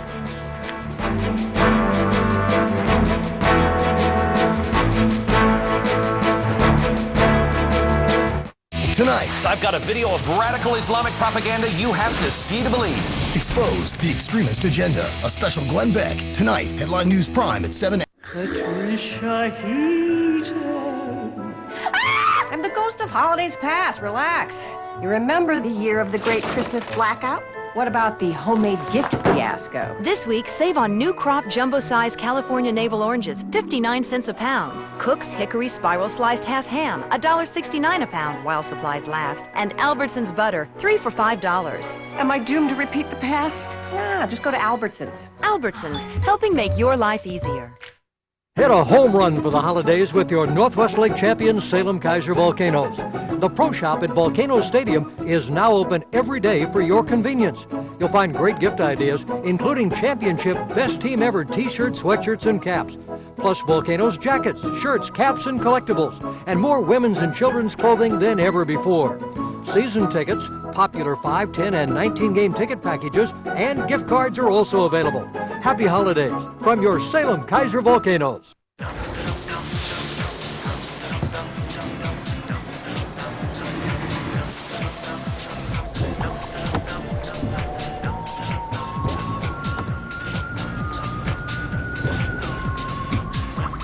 Cars are fun.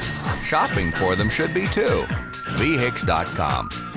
Visit the Accord showroom at VHICS.com to take a virtual test drive in the 2007 Honda Accord. Just go to VHICS.com/Honda. My favorite NBA League Pass moment. Anytime LeBron James is playing. NBA League Pass lets you follow your favorite players and teams, even if they're in one city and you're in another. I try not to miss any of his games.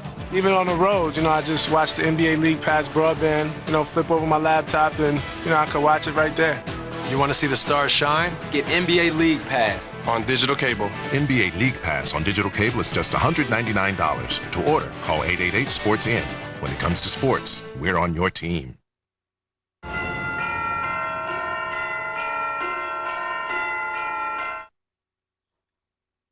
Michigan residents voted to amend their constitution in November to ban the use of affirmative action in college admissions. Now, that ban was supposed to go into effect this weekend, but a federal court has granted a delay for the state's universities until July 1st. And our guest tonight says there's absolutely no reason for the delay and has filed an emergency appeal. Terry Pell is the president of the Center for Individual Rights, and he joins us from Washington. And thanks very much for joining us. Thanks for having me. This passed. It was Proposition 2. Voters approved it, 58 to 42%. So it passed by a pretty good margin. And now you have a judge delaying the implementation of it. How can he do that?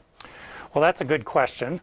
He has no authority to do it. What happened here was that shortly after Proposition 2 passed, the president of the University of Michigan vowed to stop it at all costs. And one of the things she said she was going to do was go into federal court and get a one-year extension. Well, earlier this week, the state attorney general brokered an agreement with the university presidents and the governor and other parties in the case they just agreed to delay this for a year. And they got a federal judge to sign off on it. So now what this means is that students applying to Michigan University this year will not get the benefit of the new law, even though it was supposed to take effect December 22nd. So affirmative action will play into this year's admissions decisions. Let's actually read what the amendment says so our viewers know. It is to ban public institutions from using affirmative action programs that give preferential treatment to groups or individuals based on their race, gender, color, ethnicity, or national origin for public employment, education, or contracting purposes. Now, critics of this say that it really does limit diversity at the state colleges and universities. What have you to say to that? Well, this is not about diversity. It's about one means used to achieve diversity, namely the use of racial double standards or racial preferences in college admissions and government contracting.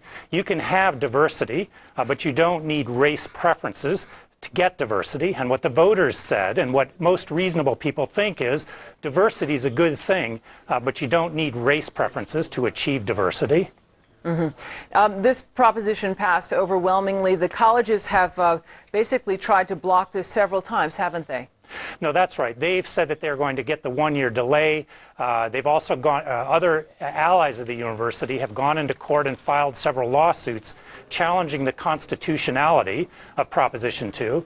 They want to get it struck down as violating the federal constitution on the rather novel idea that race preferences are somehow required by the federal constitution and that to take away preferential treatment violates the federal rights of minority applicants. Mm-hmm. This argument has been rejected by other courts, and I have no doubt it'll be rejected here. What we're seeing is a last-ditch effort to prevent Proposition 2 from taking place at all costs. Mm-hmm. This affects about 15% of applications, doesn't it? No, that's right. We're not talking about creating a new admission system here. We're talking about eliminating one factor that plays a role in maybe 15% of the applications. The universities have known about Proposition 2 for at least a year, and they have had, it should be a straightforward operation at this point to reread the handful of applications where race played a role and give them a second read. Mm-hmm. That's all that it would take to comply with the law. But to ask for a delay, I mean, isn't it impractical to ask the colleges in the middle of their admissions cycle to reverse the criteria? No, we're at the beginning of the admissions cycle here. And as I said, race plays a role in maybe 15% of the applications. So it should have been a straightforward thing to simply look at those applications a second time and decide whether the applicant would have been admitted without regard to race. That's what the voters told the university they wanted, and there's no reason on earth why the universities couldn't have done that by the deadline. But instead, as I said, they went to court to try to stop it. The way you're outlining this, it does appear that there will be a considerable legal battle, and you have vowed to take it all the way to the Supreme Court. Do you think it will go that far? It could very well. Our opponents are determined to take this to the Supreme Court and make it a test case, and we're determined to stop them. It certainly is a very big issue across the country for college admissions. So you're willing to go that distance to make it a test case? Well, we aren't. It shouldn't be a test case. The law is clear here, and the Michigan voters were clear what they wanted. But our opponents have decided to spend millions of dollars trying to litigate this in the courts. And we're equally, or more determined, actually, to see that the will of the voters is given full expression here. So if our opponents take it to the Supreme Court, we'll be there and we're ready for it. Thanks very much for explaining it all to us. Terry Pell, president of the Center for Individual Rights. Thank you, sir. Thank you. Well, it should be noted that we did invite the ACLU to join us on the broadcast tonight to discuss this issue, but they did decline. Coming up at the top of the hour, the Situation Room with Wolf Blitzer. Wolf. Thanks very much, Kitty. Thousands of Americans dead, billions of dollars spent. Secretary of State Condoleezza Rice now saying the war in Iraq is worth the cost in blood and money. And Laura Bush, the First Lady, speaking out about her skin cancer. She's explaining why she didn't go public sooner. Also, is the Bush dynasty coming to an end? Find out why Jeb Bush, the outgoing governor of Florida, says he has no political future. And fighting words, Rosie O'Donnell and Donald Trump trade some nasty insults over Miss USA.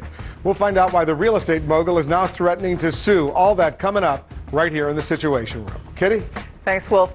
A reminder now to vote in tonight's poll. Do you think that President Bush should pardon Border Patrol agents Ignacio Ramos and Jose Campion? Yes or no? Cast your vote at LouDobbs.com. We'll bring you the results in just a few minutes. And still ahead, the results of tonight's poll after you vote, of course, and more of your thoughts. So stay with us.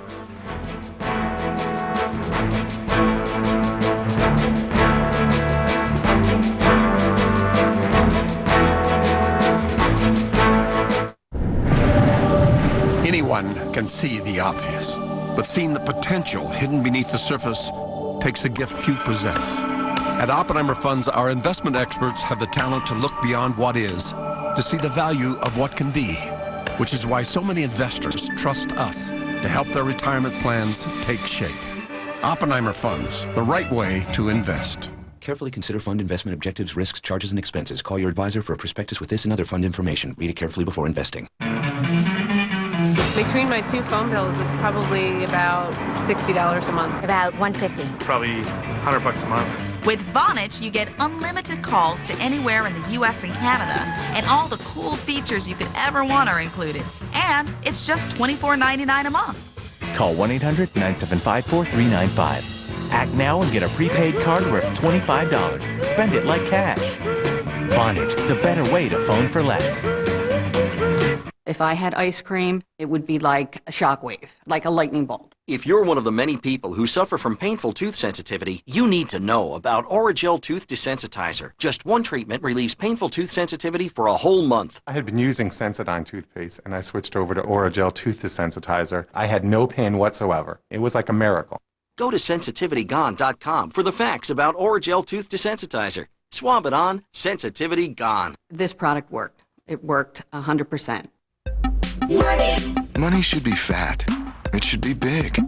At HSBCDirect.com, we've created a way to make money into bigger money. HSBCDirect.com offers an online savings account with a 5.05% annual percentage yield. That's 8 times the national average. Making me money. Let your money grow big at HSBC. Brought to you by HSBC, the world's local bank. Member FDIC. Discover more at HSBCDirect.com. Tonight on 360, desperate to have a child, couples are drawn to a statue where they say their prayers are answered. Is it a miracle or a hoax? Do you believe? 360 tonight, 10 p.m. Eastern. When belief is worth dying for, and religion becomes revolution. A special CNN presents, narrated by Liam Neeson, After Jesus, tomorrow night, 10 Eastern. Closed captioning provided by Activon. Applied directly where it hurts. New from the makers of Head On, introducing Activon. Joint and muscle pain? Activon. Apply directly where it hurts. Activon Joint and Muscle, in stores now.